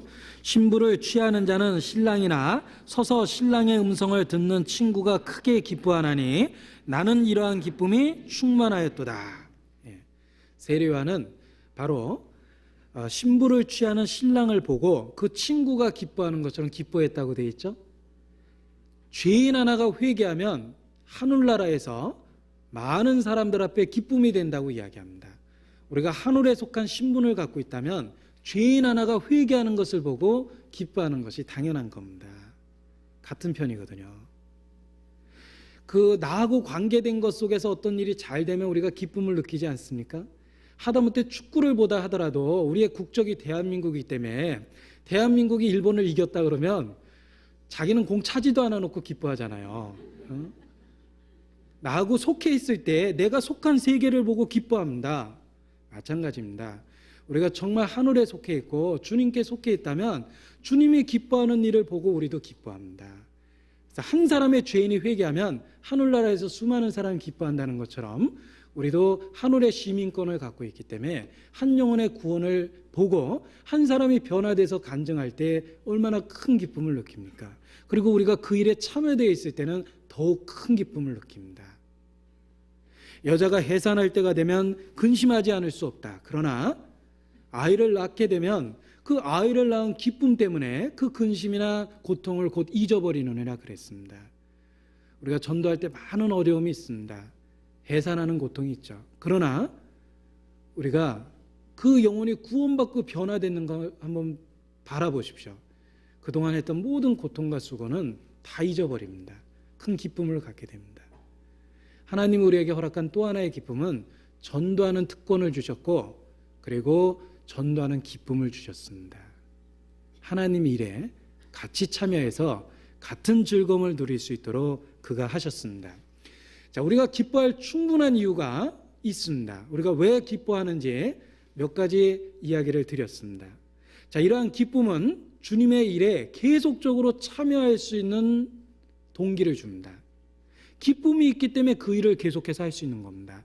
자기가 하기 싫어하는 일을 계속해서 하긴 참 어렵습니다. 그러나 자기가 하고 싶은 일, 기쁨을 갖는 일을 계속하기는 아주 쉽습니다. 그냥 먹고 살기 위해서 그림을 그리면은요, 지겹습니다. 내가 맨날 이 물감 냄새 맡고 살아야 되나? 근데 그림 그리는 걸 즐거워해 보십시오. 그러면 그림 그리는 게 제일 좋습니다. 그리고 그걸로 인해서 또 살 수도 있거든요. 자기가 좋아하는 일을 계속하기는 참 쉽습니다. 우리가 기쁨을 갖는다면 주님 일을 계속할 수 있는 비결을 갖게 되는 겁니다. 그래서 항상 기뻐해야 됩니다. 항상 기뻐해야지만 항상 주의 일에 힘쓰는 자가 됩니다. 더욱 기뻐해야지만 더욱 주의 일에 힘쓰는 자가 됩니다. 그 기쁨은 일을 할 수 있는 동기를 주기 때문에 그렇습니다.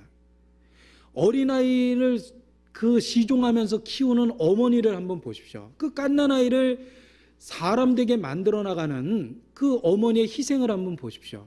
그 돈 주고 그런 일 시키면은요, 밤에 애가 울고 짜증내고 그럴 때마다 막 같이 더 분이 나가지고 어쩔 줄 몰라요.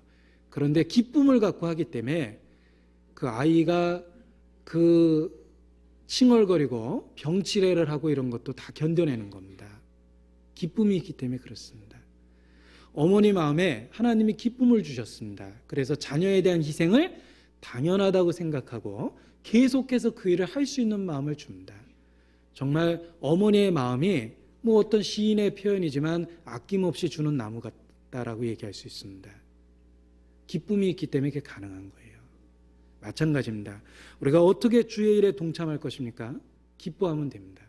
주님을 기뻐하고 주님의 일을 기뻐하고 주님께서 허락하신 모든 것을 기뻐할 때 그 기쁨이 있는 그리스도인은 봉사를, 헌신을, 희생을 비로소 계속해서 할 수 있습니다.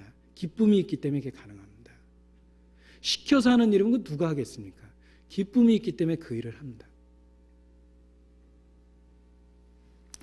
느헤미야 8장 10절입니다.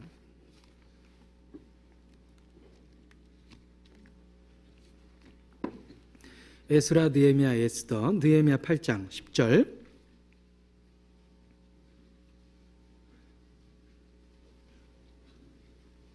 (738페이지입니다) 제가 읽겠습니다.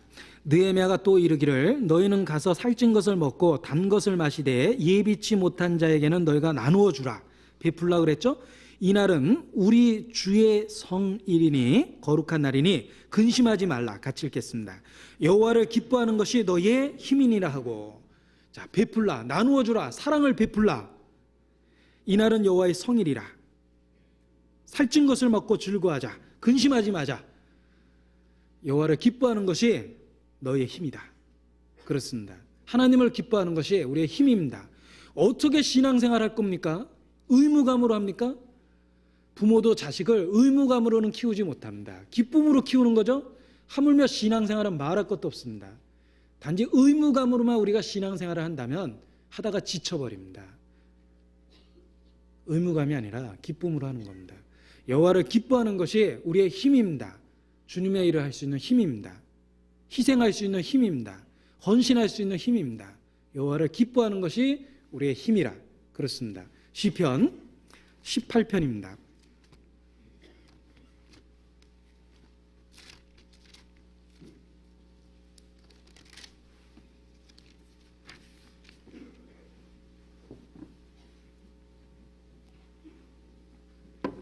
같이 읽어보죠. 18편 1절. 나의 힘이 되신 여호와여, 내가 주를 사랑하나이다. 자, 한번 따라해 보시죠. 나의 힘이 되신 여호와여, 내가 주를 사랑하나이다. 짧은 말씀이지만 우리에게 아주 신앙의 비결을 가르쳐 줍니다. 주님을 기뻐하는 것이 우리의 힘이며 그 힘이 되신 여호와여 내가 주를 사랑하나이다. 주님을 기뻐하고 그 기뻐하는 힘으로 주님의 일을 할 수 있게 됩니다. 불의한 일을 버리고, 그런 찬송 가사의 후렴구는 또 이렇게 시작합니다. 기쁨의 근원 되시는 예수를 위해 삽시다. 불의한 일을 버리고 기쁨의 근원 되시는 예수를 위해 삽시다. 가장 가치 있고 가장 하나님 앞에 올바르고 의미 있는 인생의 가치관입니다. 예수를 위해 삽시다. 가장 확실한 투자입니다. 불의한 일을 버리고 기쁨의 근원 되시는 예수를 위해 삽시다. 주님을 위해서 살아갈 때 그는 기쁨의 근원이시기 때문에 우리의 삶 속에 온통 기쁨으로 채우십니다. 기뻐하라. 항상 기뻐하라. 그 말은 우리에게 명령어로 주어졌고 우리는 선택적으로 주님을 기쁨의 대상으로 삼고 주님 일에 기쁨으로 참여하는 것이 마땅하다고 말씀드릴 수 있습니다. 종말로 나의 형제들아 주 안에서 기뻐하라. 바울은 그러한 이야기를 빌립보서에 계속해서 반복적으로 하고 있습니다. 그래서 빌립보서의 주제가 기쁨입니다. 주 안에서 기뻐하라. 항상 기뻐하라. 여호와를 기뻐하는 것이 우리의 힘이며 나의 힘이 되신 여호와여 주여 내가 주를 사랑하나이다. 그렇게 고백할 수 있는 우리 모두가 되었으면 좋겠습니다. 같이 기도하시겠습니다. 아버지 하나님, 우리에게 수많은 기쁨의 근원을 허락하시고 우리 삶 속에 기쁨으로 가득 충만하게 채워주시는 은혜에 대해서 감사드립니다. 혹 세상에 헛되고 허망한 것이 그 기쁨을 가리지 않도록 우리 마음을 일깨워 주시옵소서. 주님을 기뻐하고 주님 일에 동참됨을 기뻐함으로 그 일을 해나갈 수 있도록 또한 도와주시기를 부탁합니다. 주님, 우리는 어리석습니다. 연약합니다. 성령의 새롭게 하시는 능력을 따라 주님과 함께 그 일을 해나갈 수 있도록 도와주시옵소서. 연말에 주 앞에서 계획된 수많은 일들이 있습니다. 전국적인 교제의 기회들 주님께서 주관하여 주시고 그 일에 함께 봉사하고 참여할 수 있도록 우리 모든 형제자매님들의 마음도 일깨워 주시기를 부탁드립니다. 주님 오시는 그날에 우리 가운데 낙오되는 자 한 사람도 없도록 지켜주시고 또 살펴주시옵소서. 무엇보다도 아직 구원 얻지 못한 이뤄진 영혼들 기억해 주시고 그들을 구원할 수 있도록 허락하여 주시기를 부탁합니다. 그 일에 우리가 참여되고 쓰임이 될 수 있도록 우리 스스로를 또한 준비시켜 주시옵소서. 주께 모든 것을 의지하고 부탁합니다. 저희를 사랑하시고 또 구원해 주신 우리 구주 예수님의 이름으로 기도드렸습니다. 아멘. 찬송하시겠습니다. 찬송가 473장입니다.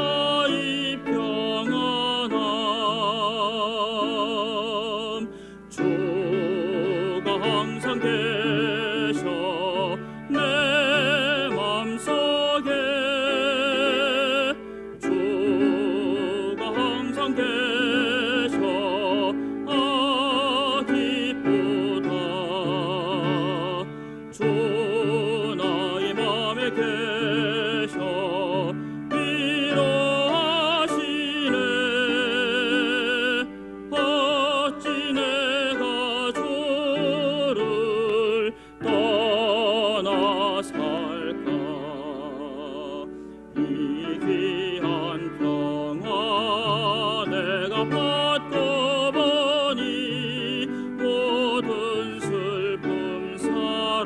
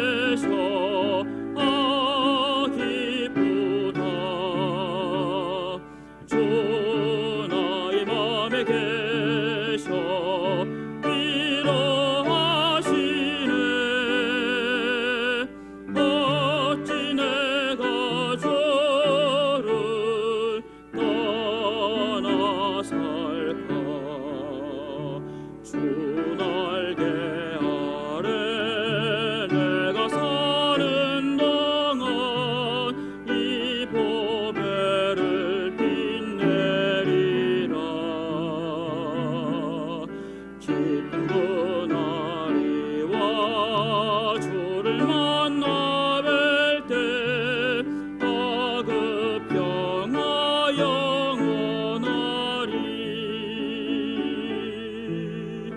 주가 항상 계셔 내 맘속에.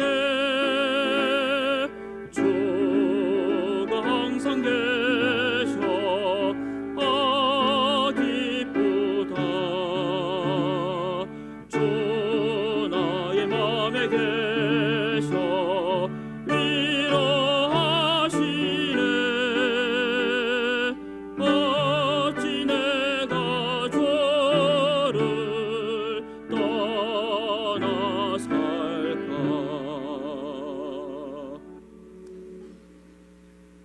말씀 있으시겠습니다. 네, 광고 말씀드리겠습니다. 동계 수련회 관계 광고 말씀입니다. 이미 등록 접수 봉사를 오늘 하셨습니다. 근데 등록 접수팀은 24일 날 집회 이전에 주일날 오전 10시 20분에 본관 2층 소집회실에 전부 모여주셔야 되겠습니다. 그래서 등록에 관한 일을 좀 같이 봉사해 주셔야 되겠습니다. 배식에 해당하는 책임자를 포함한 각 조장님, 집사님들, 식사를 담당하시는 분들 주일 오후 2시 본관 2층 소집회실에 만나시면 됩니다. 주일날 오후 2시입니다.